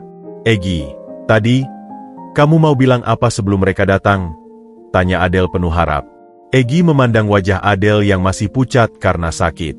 Ia tidak tega menambah beban dengan kebenaran yang mungkin akan menyakitkan. "Tidak jadi," jawab Egi akhirnya. "Lain kali saja. Kamu masih lemah. Harus istirahat." Adele tampak kecewa, tapi mengangguk. "Baiklah, tapi janji, lain kali kamu akan memberitahuku." "Janji," ucap Egi, tapi kali ini janji itu terasa seperti beban yang semakin berat. Ketika Egi berjalan pulang malam itu, ia menyadari bahwa kebenaran semakin sulit diucapkan. Semakin dalam perasaannya pada Adele, semakin besar ketakutannya untuk kehilangan gadis itu. Dan setelah kejadian, ia tahu bahwa masyarakat sekitar juga mulai memperhatikan hubungan mereka. Sementara Adele membersihkan dapur dengan pikiran kalut, terus memikirkan kata-kata Rendra dan Sinta. Apakah benar hubungannya dengan Egi akan dipandang rendah oleh orang lain? Tapi kemudian ia teringat pada senyuman Egi, perhatiannya, ketulusannya. "Tidak," pikirnya. "Cinta tidak seharusnya diukur dari pekerjaan atau latar belakang." Tapi sebuah pertanyaan kecil tetap mengganggunya. Mengapa Egi selalu menunda untuk mengatakan yang sebenarnya? Apa yang begitu berat sehingga tidak bisa ia bagikan?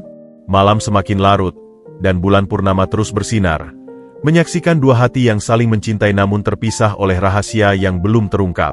Kebenaran masih menunggu waktu yang tepat, sementara cinta mereka terus tumbuh di antara bayang-bayang keraguan. Matahari terik menyengat kulit, seolah ingin mengeringkan genangan-genangan terakhir dari musim hujan. Setelah insiden dengan Rendra, hubungan Egi dan Adele memasuki fase baru, lebih dekat, namun sekaligus lebih berhati-hati. Egi semakin sering membantu di warung setelah jam parkir, sambil terus menunda-nunda pengakuan yang semakin berat untuk diucapkan. Hari itu tampak seperti hari biasa. Egi sedang membantu Adele menata meja dan kursi yang baru saja dibeli dari hasil tabungan mereka berdua. Adele dengan cerita membahas rencana pengembangan warung, sementara Egi mendengarkan dengan senyum, meski hatinya gelisah. Masa 1 tahun penyamarannya hampir berakhir, dan ia harus segera membuat keputusan. "Kalau nanti warungnya sudah lebih besar, aku mau kasih nama Nasi Goreng Keluarga," ujar Adele bersemangat. "Karena di sini rasanya seperti keluarga, dengan kamu, Busri, dan pelanggan setia kita." Egi tersenyum getir. "Ide yang bagus." Tiba-tiba, sebuah Porsche 911 berwarna merah menyala berhenti tepat di depan warung. Mobil itu terlalu mewah untuk lingkungan tersebut, menarik perhatian semua orang di sekitar. Yang membuat Egi membeku adalah pengemudinya, Rendra, koleganya yang paling blak-blakan dan flamboyan dari kantor, yang sama sekali tidak tahu tentang proyek penyamaran Egi. "Wah, ada apa nih sampai sesepi ini?" seru Rendra sambil turun dari mobil dengan kacamata hitam mahal. "Egi Pramudia, akhirnya ketemu juga kamu. Selama berbulan-bulan kamu menghilang, kami pikir kamu diculik." Wajah Egi pucat pasi. Ia berusaha memberi isyarat pada Rendra untuk diam, tapi sudah terlambat. Adele berdiri terpaku, matanya bolak-balik memandangi Egi dan Rendra. "Rendra, ini bukan tempat." "Bukan tempat apa?" potong Rendra dengan suara keras, masih tidak menyadari situasi. "Ayahmu sudah hampir putus asa mencarimu. Katanya kamu sedang proyek khusus. Tapi masa sampai jadi tukang parkir? Gila, kamu benar-benar Dedi Catet ya." Setiap kata yang keluar dari mulut Rendra bagai pukulan bertubi-tubi. Egi bisa melihat perubahan ekspresi di wajah Adele, dari bingung, ke syok, lalu ke sakit hati yang dalam. "Egi Pramudia?" ulang Adele pelan. "Ayahmu mencari." Rendra akhirnya menyadari ketegangan di udara.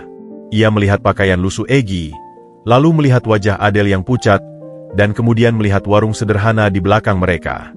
Oh tidak," gumam Rendra.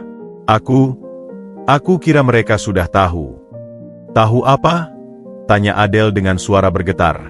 "Tahu bahwa Egi bukan tukang parkir biasa? Tahu bahwa dia... Siapa sebenarnya kamu, Egi?" Egi menarik napas dalam, mencoba tetap tenang. Adele, biar aku jelaskan. Jelaskan apa? Potong Adele, suaranya mulai meninggi. Bahwa kamu telah membohongiku selama berbulan-bulan? Bahwa semua ini, pertemanan kita, bantuanmu, segala sesuatu, hanya proyek. Rendra merasa sangat tidak nyaman. Sebaiknya aku pergi dulu. Egy, nanti telepon aku. Dengan cepat ia masuk kembali ke mobilnya dan pergi, meninggalkan Egy dan Adele dalam keheningan yang mematikan. Adele, Egy mencoba mendekat. Jangan, teriak Adele mundur. Jangan mendekatiku. Semua ini hanya kebohongan. Tidak semuanya, bantah Egy dengan cepat. Perasaanku padamu. Jangan, potong Adele lagi. Air mata mulai mengalir di pipinya. Jangan katakan itu. Bagaimana aku bisa mempercayai apapun yang kamu katakan sekarang? Pelanggan-pelanggan di warung mulai memperhatikan mereka. Bu Sri yang sedang memasak di dalam juga keluar dengan wajah khawatir. Adele, tolong, biarkan aku menjelaskan, pinta Egy dengan suara mendesak. Jelaskan apa? Bahwa kamu adalah Egy Pramudya, anak orang kaya yang sedang belajar kehidupan? Dan aku hanya pelajaran bagimu, tukang parkir dan penjual nasi goreng. Pelajaran yang bagus untuk orang kaya seperti kamu, ya. Setiap kata Adele menusuk seperti pisau. Egy merasa tidak berdaya. Bukan seperti itu. Aku di sini karena ayahku ingin aku memahami kehidupan. Tapi kemudian aku bertemu denganmu, dan kamu memutuskan untuk terus membohongiku. Selesaikan Adele dengan pedih. Kamu melihatku seperti apa? Seorang penjual nasi goreng bodoh yang dengan senang hati menerima seorang pangeran yang menyamar. Kamu tidak bodoh, Adele. Dan aku bukan pangeran. Tapi kamu adalah Egy Pramudya. Bukan Egy si tukang parkir. Teriak Adele, suaranya pecah. Berbulan-bulan kita bersama, berbagi cerita, berbagi mimpi, dan semuanya berdasarkan kebohongan. Egy mencoba menahan emosinya. Aku ingin memberitahumu, Adele. Berkali-kali aku hampir mengatakannya. Tapi kamu tidak melakukannya. Tangis Adele. Kamu memilih untuk terus membohongiku. Kamu biarkan aku. Ia tidak bisa melanjutkan. Tapi Egy tahu maksudnya. Kamu biarkan aku jatuh cinta padamu. Mereka berdiri berhadapan di depan warung. Dengan jarak hanya beberapa meter tapi terasa seperti jurang yang tak terjembatani. Wajah Adele yang biasanya cerah sekarang dipenuhi kekecewaan dan rasa sakit. Adele, tolong. Egy mencoba sekali lagi. Aku mencintaimu. Itu benar. Jangan katakan kamu mencintaiku. Hardik Adele. Kamu tidak tahu arti cinta. Cinta dibangun atas kejujuran, bukan kebohongan. Keluar dari sini, Egy. Aku tidak ingin melihatmu lagi. Adele. Pergi, teriak Adele sambil menunjuk ke jalan. Pulanglah ke duniamu yang mewah. Tinggalkan kami, orang-orang kecil yang hanya menjadi bahan pelajaran bagimu. Egy melihat air mata yang mengalir deras di wajah Adele, dan hancur hatinya. Ia tahu tidak ada gunanya membela diri sekarang. Adele terlalu terluka untuk mendengarkan. Dengan satu hal kamu benar, Adele, kata Egy dengan suara rendah. Aku seharusnya jujur dari awal. Tapi ketahuilah, tidak ada yang palsu dari perasaiku padamu. Tidak ada. Dengan hati remuk, Egy berbalik dan berjalan pergi. Ia tidak menoleh, meski mendengar isakan Adele yang semakin keras. Ia berjalan menyusuri jalan yang sama yang dulu ia lalui sebagai tukang parkir. Tapi kali ini rasanya berbeda. Kali ini, ia meninggalkan sebagian hatinya di warung nasi goreng itu. Sementara Adele, setelah melihat Egy pergi, akhirnya runtuh. Bu Sri segera memeluknya. Sudah, nak, sudah, hibur Bu Sri. Mungkin ini yang terbaik. Tapi kenapa, Bu? Kenapa dia harus membohongiku? Isak Adele. Aku mencintainya. Aku benar-benar mencintainya. Di seberang jalan, para tukang parkir lainnya menyaksikan kejadian itu dengan wajah serius. Mereka semua tahu, dan mereka semua telah diperintah oleh Egy untuk tidak membocorkan rahasianya. Tapi sekarang, segalanya telah berubah. Egy berjalan tanpa tujuan, melewati jalan-jalan yang telah menjadi saksi perjalanan transformasinya. Dari seorang pewaris bisnis yang manja, menjadi tukang parkir yang memahami arti perjuangan, dan akhirnya menjadi pria yang kehilangan cinta karena kebohongannya sendiri. Ia tiba di sebuah taman kecil dan duduk di bangku, memandangi orang-orang yang lalu lalang. Teleponnya berdering, pertama dari Rendra yang meminta maaf, lalu dari ayahnya. Ia mematikan teleponnya. Untuk pertama kalinya dalam hidupnya, Egy Pramudia benar-benar memahami arti kehilangan. Dan yang paling menyakitkan adalah, ia tahu ini adalah kesalahannya sendiri. Ia telah diberi kesempatan untuk mengalami kehidupan nyata, dan dalam prosesnya, ia menemukan cinta sejati. Tapi karena ketakutannya, ia menghancurkan segalanya. Sementara itu, di warung nasi goreng yang sepi, Adel menutup warung lebih awal. Ia duduk di dalam, memandangi bungkusan nasi pertama yang pernah ia berikan pada Egy. Kenangan-kenangan indah mereka bersama sekarang terasa pahit, diwarnai oleh kebohongan yang baru saja terbongkar. Hari itu, dua hati remuk oleh kebenaran yang datang terlalu terlambu. Dan seperti nasi goreng yang sudah dingin, hubungan mereka mungkin tidak akan pernah lagi terasa sama. Egy menghilang. Seperti ditelan bumi, pria yang selama berbulan-bulan menjadi bagian dari pemandangan sehari-hari di lokasi parkir itu lenyap tanpa jejak. Pagi setelah pertengkaran mereka, Adel membuka warung dengan mata bengkak dan hati remuk, berharap, entah mengapa, bahwa Egy akan muncul seperti biasa dengan senyuman minta maaf dan penjelasan yang masuk akal. Tapi Egy tidak datang. Pukul 7 pagi, saat biasanya Egy sudah mulai mengatur parkir, yang datang adalah Pak Rudi dengan wajah masam. "Dari sekarang, aku yang urus parkir di sini lagi," katanya singkat pada Adel, menghindari kontak mata. "Pak Rudi, Egy di mana?" tanya Adel dengan suara serak. Pak Rudi menggeleng. "Dia sudah pergi. Bilang terima kasih buat semuanya." Lalu ia berbalik dan pergi, meninggalkan Adel dengan rasa hampa yang semakin dalam.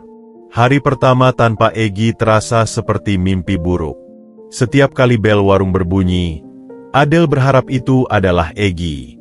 Setiap kali ada suara langkah kaki mendekat, jantungnya berdebar penuh harap. Tapi yang datang hanyalah pelanggan biasa, yang sama sekali tidak menyadari bahwa ada sesuatu yang fundamental telah berubah di warung tenda biru itu. "Mbak Yu Adel, nasgor spesialnya 1. Tapi kok masaknya bukan Mas Egy hari ini?" tanya seorang pelanggan tetap sambil tersenyum.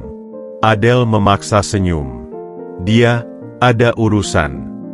Sepanjang hari, pertanyaan serupa terus berulang. Ternyata Egy tidak hanya berarti bagi Adel, tapi juga bagi pelanggan-pelanggan yang sudah menganggapnya sebagai bagian dari komunitas kecil mereka. Sore hari, Bu Sri mencoba menghibur. "Mungkin ini yang terbaik, Del. Dia kan bukan dari dunia kita. Tapi kenapa harus membohongi, Bu? Aku tidak peduli dia kaya atau miskin. Yang aku pedulikan adalah..." Adel tidak bisa melanjutkan. Tenggorokannya terasa sempit. "Mungkin dia takut, Nak. Takut kalau kamu tahu siapa dia sebenarnya, kamu akan menjauh. Seperti yang terjadi sekarang." Kata-kata Bu Sri menyentuh sesuatu dalam diri Adel. Apakah terlalu keras reaksinya? Tapi rasa diperdaya itu terlalu menyakitkan. Setiap kenangan indah mereka bersama sekarang ternoda oleh kenyataan bahwa itu semua dibangun di atas kebohongan. Malam kedua tanpa Egy, Adel tidak bisa tidur. Ia berjalan ke warung yang sudah tutup dan duduk di bangku yang biasa diduduki Egy. Disinilah Egy biasa menunggu saat membantu menutup warung. Di sini pula mereka sering berbincang hingga larut, berbagi cerita dan impian. "Kenapa, Egy? Kenapa kamu tidak memberi kesempatan padaku untuk memahami?" bisiknya pada angin malam. Sementara itu, di sebuah apartemen mewah di kawasan Sudirman, Egy berdiri di depan jendela kaca berlapis, memandang kota Jakarta yang gemerlap. Setelah berbulan-bulan hidup dalam kesederhanaan, kemewahan apartemennya terasa asing dan hampir menjijikan. "Jadi, bagaimana laporan akhir proyek belajarmu?" tanya Handoko, ayahnya, yang duduk di sofa kulit dengan segelas anggur. Egi tidak segera menjawab. Matanya masih tertuju pada kota di bawah, mencoba mencari arah di mana warung Adel berada. "Aku belajar banyak, ayah. Tentang arti uang, tentang perjuangan, tentang kehidupan." "Dan?" desak Handoko. "Apa pelajaran terpenting yang kau dapat?" Egi menoleh, matanya berkaca-kaca, bahwa ada hal-hal yang tidak bisa dibeli dengan uang. Kepercayaan, cinta yang tulus, dan bahwa kebohongan, sekecil apapun, bisa menghancurkan segalanya. Handoko mengangguk pelan. "Kau berbeda, Egi. Matamu sekarang ada kedalaman yang tidak ada sebelumnya. Karena aku kehilangan sesuatu yang berharga, ayah. Sesuatu yang tidak akan pernah bisa kubeli dengan semua kekayaan kita." Malam itu, Egi duduk di balkon apartemennya dengan sebotol anggur termahal, tapi yang ia inginkan hanyalah segelas teh hangat dari warung Adel. Kemewahan di sekelilingnya terasa hampa. Kasur empuk terasa asing dibandingkan kasur lipat di kamar kosnya. Kesunyian apartemen yang mewah terasa lebih menyiksa daripada kebisingan jalanan di kamar kosnya yang sederhana. Hari ketiga tanpa Egi, Adel memutuskan untuk membersihkan gudang kecil di belakang warung. Di sana, ia menemukan sebuah kotak berisi barang-barang peninggalan Egi, sepasang sarung tangan kerja yang sudah compang-camping, beberapa buku catatan, dan sebuah jaket yang pernah ia pinjamkan pada Egi saat hujan. Di saku jaket itu, ia menemukan selembar foto. Foto Egi yang masih berseragam SMA, berdiri di depan sebuah mansion megah dengan kedua orang tuanya. Di balik foto itu tertulis, "Egi, 16 tahun, ulang tahun di rumah baru." "Rumah baru?" pikir Adel dengan getir. Itu lebih mirip istana. Tapi yang membuatnya terkejut adalah ekspresi Egi dalam foto itu. Wajahnya tampak muram, tidak seperti remaja seusianya yang biasanya ceria. Seolah kemewahan di sekelilingnya tidak berarti apa-apa baginya. Malamnya, Adel tidak sengaja menemukan artikel tentang keluarga Pramudia di internet. Keluarga dengan kekayaan yang hampir tak terbayangkan, dengan bisnis yang membentang dari properti hingga teknologi. Dan di sana, dalam satu artikel, ada foto Egi yang lebih baru, dengan setelan jas mahal, berdiri di samping ayahnya dalam sebuah acara amal. Tapi yang menarik perhatian Adel adalah caption di bawah foto, "Egi Pramudia, calon penerus bisnis keluarga, dikenal sebagai playboy yang sering berganti-ganti pacar." Playboy. Itu tidak sesuai dengan Egi yang ia kenal. Egi yang ia tahu adalah pria pendiam, rendah hati, dan penuh perhatian. Hari kelima tanpa Egi, datanglah seorang wanita tua berpakaian sederhana ke warung. "Mbak Adel?" tanyanya. "Iya, ada yang bisa saya bantu?" "Saya Ibu Surti, ibu kos Mas Egi. Dia meninggalkan beberapa barang dan meminta saya menyampaikan pesan." Jantung Adel berdebar kencang. "Pesan apa, Bu?" Ia bilang, "Maafkan semua kebohonganku. Aku tidak pernah berniat menyakiti hatimu. Yang kumiliki untukmu selalu tulus." Ibu Surti menghela napas. "Dan ia meninggalkan ini untukmu." Ibu Surti memberikan sebuah amplop. Setelah wanita itu pergi, Adel membukanya dengan tangan gemetar. Isinya adalah selembar cek dengan jumlah yang membuatnya terpana, cukup untuk membeli seluruh kompleks pertokoan tempat warungnya berdiri. Tapi yang lebih menyentuh adalah surat pendek yang menyertai cek itu. "Adel yang baik, uang ini bukan untuk membeli maafmu, karena aku tahu itu tidak mungkin. Gunakanlah untuk mewujudkan mimpimu, klinik gratis untuk orang tidak mampu, atau restoran yang kamu impikan. Anggap saja sebagai investasi dari seseorang yang percaya padamu. Aku akan selalu mengenang setiap detik bersamamu sebagai momen paling berharga dalam hidupku. Egy. Adele menatap surat itu lama. Air matanya menetes membasahi kertas. Di satu sisi, ia masih marah karena dibohongi. Tapi di sisi lain, ia bisa merasakan ketulusan dalam setiap kata Egy. Malam itu, Adele menelpon Ryan. "Adek, apa aku terlalu keras pada Egy?" Ryan, yang sudah mendengar ceritanya, menjawab pelan. "Del, menurut aku, coba lihat dari sudut pandangnya. Mungkin dia terjebak antara janji pada keluarganya dan perasaannya padamu." Kata-kata adiknya membuat Adele berpikir ulang. Memang, Egy membohonginya. Tapi selama ini, tidak ada yang palsu dari kebaikan hatinya. Tidak ada yang palsu dari perhatiannya. Tidak ada yang palsu dari cara dia melindungi Adele dari preman, atau merawatnya saat sakit. 2 minggu berlalu tanpa kabar dari Egy. Warung Adele masih berjalan, tapi rasanya ada yang hilang. Pelanggan masih bertanya tentang Egy. Bahkan para preman yang dulu mengganggu tidak pernah kembali, seolah ada yang melindungi warungnya dari belakang layar. Suatu sore, ketika Adele sedang sendirian membereskan warung, ia menyadari sesuatu. Dunianya memang runtuh ketika mengetahui kebenaran tentang Egy. Tapi yang lebih menyedihkan adalah, dalam kehancuran itu, ia justru merindukan pria yang telah membohonginya itu. Dunia mungkin sudah runtuh, tapi di antara puing-puing kehancuran itu, ada satu kebenaran yang tidak bisa ia sangkal. Cintanya pada Egy tidak serta-merta hilang hanya karena mengetahui identitas aslinya. Masalahnya sekarang adalah, apakah sudah terlambat untuk memperbaiki segalanya? Dan apakah Egy masih mau memberinya kesempatan? Bulan telah berganti sejak Egy menghilang dari kehidupan Adele. Jakarta perlahan-lahan mulai memudar dari musim penghujan menuju kemarau, seolah alam ikut mencerminkan perubahan drastis dalam hidup mereka berdua. Bagi Adele, hari-hari terasa datar dan berwarna abu-abu, seperti nasi goreng tanpa bumbu, hidup tetapi kehilangan rasanya. Warung, nasi goreng keluarga, nama yang sekarang terasa ironis, tetap dibuka setiap hari. Adele bekerja dengan robotis, tersenyum pada pelanggan, memasak dengan keterampilan yang sama, tapi api dalam dirinya telah padam. Busri dan Ryan memperhatikan perubahan ini dengan khawatir. "Del, kamu harus move on," kata Ryan suatu malam sambil membantu membersihkan warung. "Dia sudah pergi. Kamu tidak bisa terus seperti ini." "Aku baik-baik saja," bantah Adele, tapi matanya yang sayu membuktikan sebaliknya.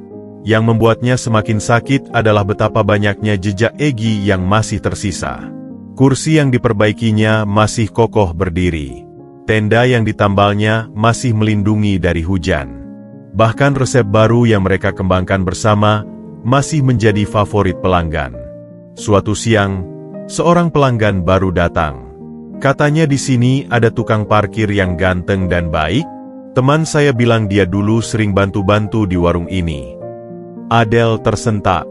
Dia sudah tidak di sini lagi. Saya dengar dia ternyata orang kaya. Ya? Menyamar jadi tukang parkir? Romantis sekali, seperti di film. Adele memaksa senyum. Bagi orang lain, kisah Egy mungkin terlihat seperti dongeng. Tapi baginya, itu adalah kenyataan pahit yang meninggalkan luka. Sementara itu, di menara kantor Pramudia Group setinggi 50 lantai, Egy telah kembali ke kehidupan lamanya. Tapi sesuatu yang fundamental telah berubah dalam dirinya. Di ruang rapat yang mewah, saat para direktur memperdebatkan strategi pemotongan biaya dengan mem-PHK karyawan, Egy tiba-tiba berbicara. "Berapa banyak keluarga yang akan menderita jika kita mem-PHK 500 karyawan?" Tanyanya dengan suara tenang namun penuh wibawa. Para direktur terkejut. Itu adalah pertanyaan yang tidak pernah diajukan dalam rapat direksi. "Tapi, Pak Egy, ini untuk efisiensi." "Efisiensi dengan mengorbankan ratusan keluarga," potong Egy. "Ayah, saya punya proposal lain." Ia berdiri dan mulai memaparkan rencana restrukturisasi yang lebih manusiawi, pemotongan gaji sementara untuk level direksi, termasuk dirinya sendiri, dan program pelatihan ulang untuk karyawan. Handoko memperhatikan putranya dengan bangga. Anaknya telah berubah. Bukan hanya lebih bijaksana, tapi juga lebih berempati. Setelah rapat, Handoko mendekati Egi. Luar biasa, Nak. Tapi aku bisa lihat ada yang masih mengganggumu. Egi menghela napas. Aku merindukannya, Ayah. Setiap hari, bahkan di tengah-tengah rapat penting, aku teringat bagaimana dia tersenyum sambil menyajikan nasi goreng. Kalau begitu, mengapa tidak kau temui dia? Jelaskan semuanya. Karena aku takut, Ayah. Takut melihat kebencian di matanya. Takut mengetahui bahwa dia sudah move on dan lebih bahagia tanpaku. Malam itu, Egi memerintahkan asisten pribadinya untuk mengumpulkan informasi tentang kondisi warung Adele. Laporannya membuat hatinya sakit. Warung itu mulai sepi, Adele terlihat kurus dan tidak bahagia, dan yang paling mengkhawatirkan, ada developer yang berencana membeli seluruh area tersebut untuk proyek properti. Tolong belikan gedung itu, perintah Egi. Tapi lakukan dengan cara yang tidak bisa dilacak sampai padaku. Baik, Pak Egi. Tapi, bukankah lebih baik Bapak yang langsung membantu? Tidak. Dia tidak akan menerima bantuan dariku. Dia terlalu bangga untuk itu. Sementara keputusasaan Adele semakin dalam. Suatu hari, seorang perwakilan developer datang menawarkan uang yang sangat besar untuk warungnya. Kami akan membangun apartemen di sini. Semua pedagang akan kami gusur, tapi dengan kompensasi yang sangat besar, kata pria berjas itu. Tidak, jawab Adele tegas. Warung ini adalah kenangan terakhir orang tuaku.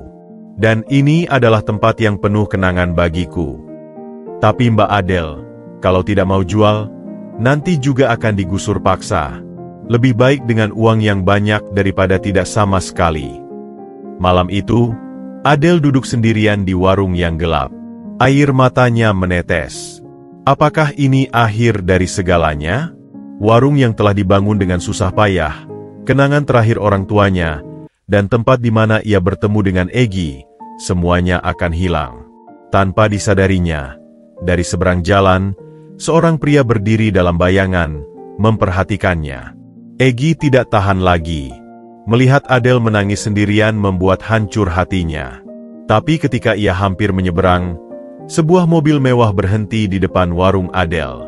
Seorang pria tampan dengan setelan mahal turun dan menghampiri Adele. Adele, kenapa kamu menangis di sini sendirian? Adele mengangkat kepala. Bobby, kamu kenapa di sini? Kebetulan lewat. Dengar dari teman-teman kamu sedang susah. Bobby adalah mantan pacar SMA-nya yang sekarang menjadi pengusaha sukses. Egi, dari seberang jalan, merasa cemburu dan sakit hati.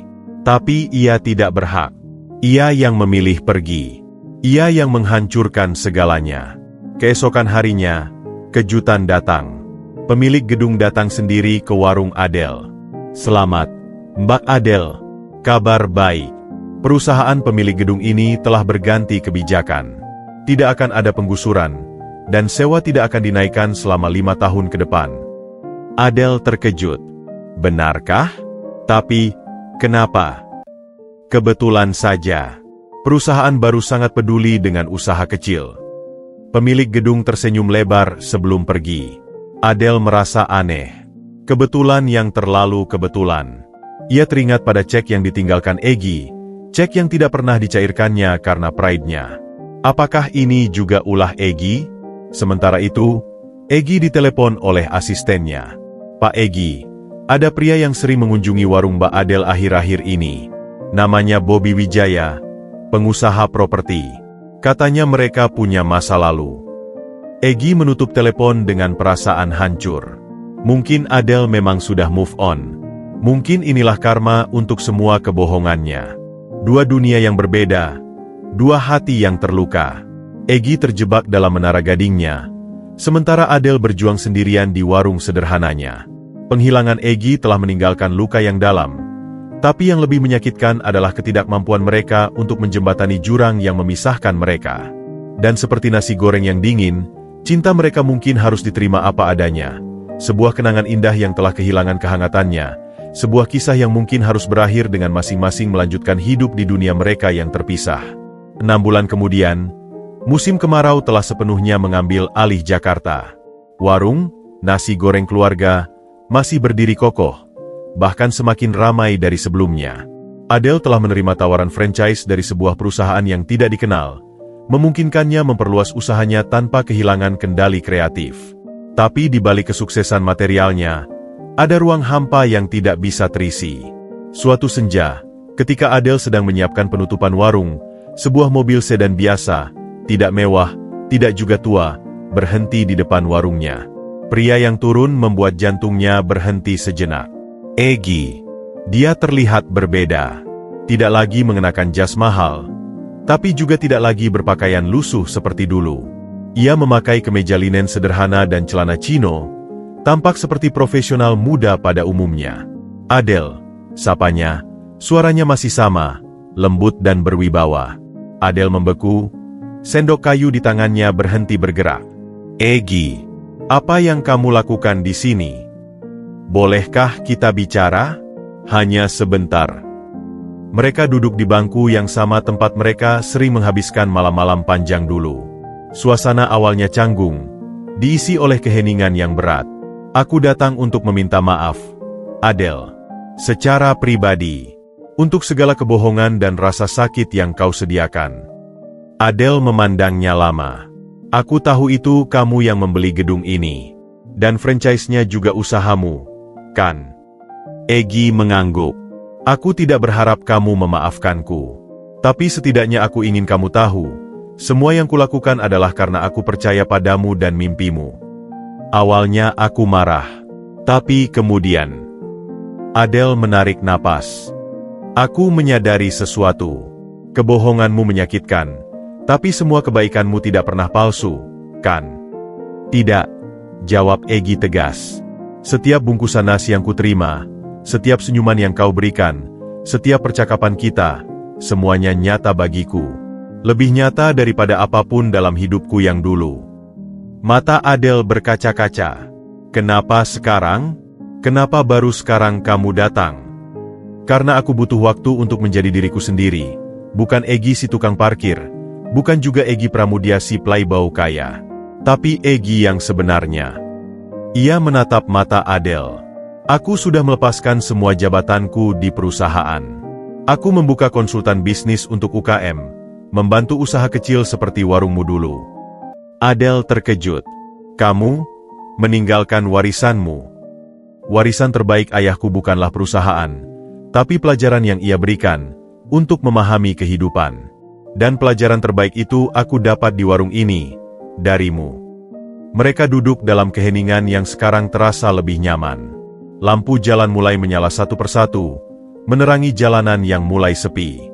Adele, Egy memecah kesunyian. Aku tidak meminta kamu untuk menerimaku kembali. Tapi izinkan aku mengatakan sesuatu yang seharusnya sudah kukatakan dulu. Adele mengangguk pelan, memberikan izin. Aku mencintaimu. Bukan karena kau cantik, atau karena kau kuat, atau karena kau mandiri. Tapi karena dalam kesederhanaanmu, kau mengajariku arti kehidupan yang sesungguhnya. Karena dalam ketulusanmu, kau menunjukkan padaku makna cinta yang sejati. Air mata Adele akhirnya menetes. Aku juga mencintaimu, Egy. Tapi aku takut. Takut bahwa suatu hari nanti kamu akan bosan dengan kehidupan biasa.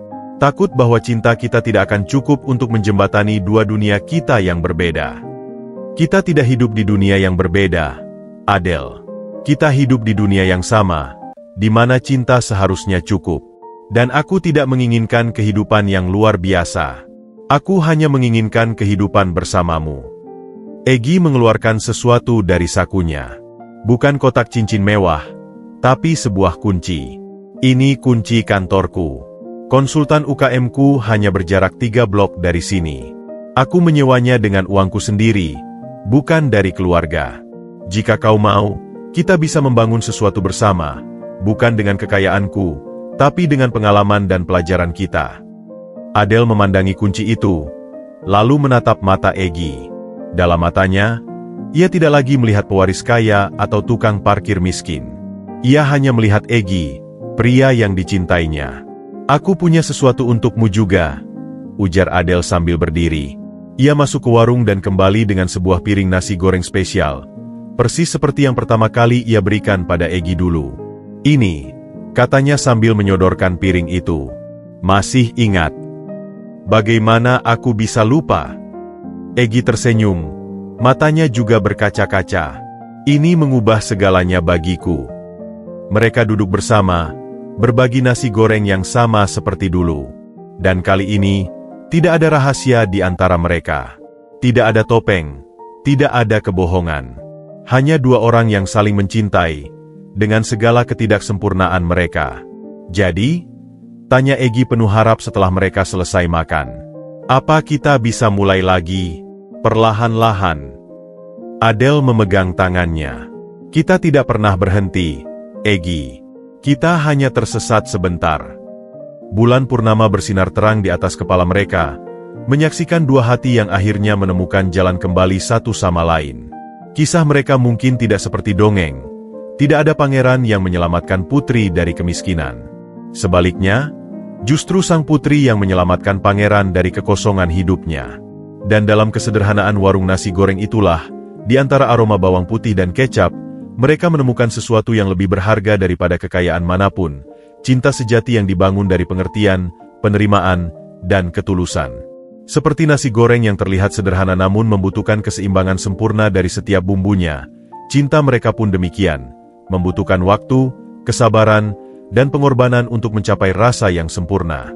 Tapi yang terpenting, mereka akhirnya memahami bahwa cinta tidak pernah tentang dari dunia mana kamu berasal, tapi tentang ke dunia mana kamu ingin pergi bersama-sama.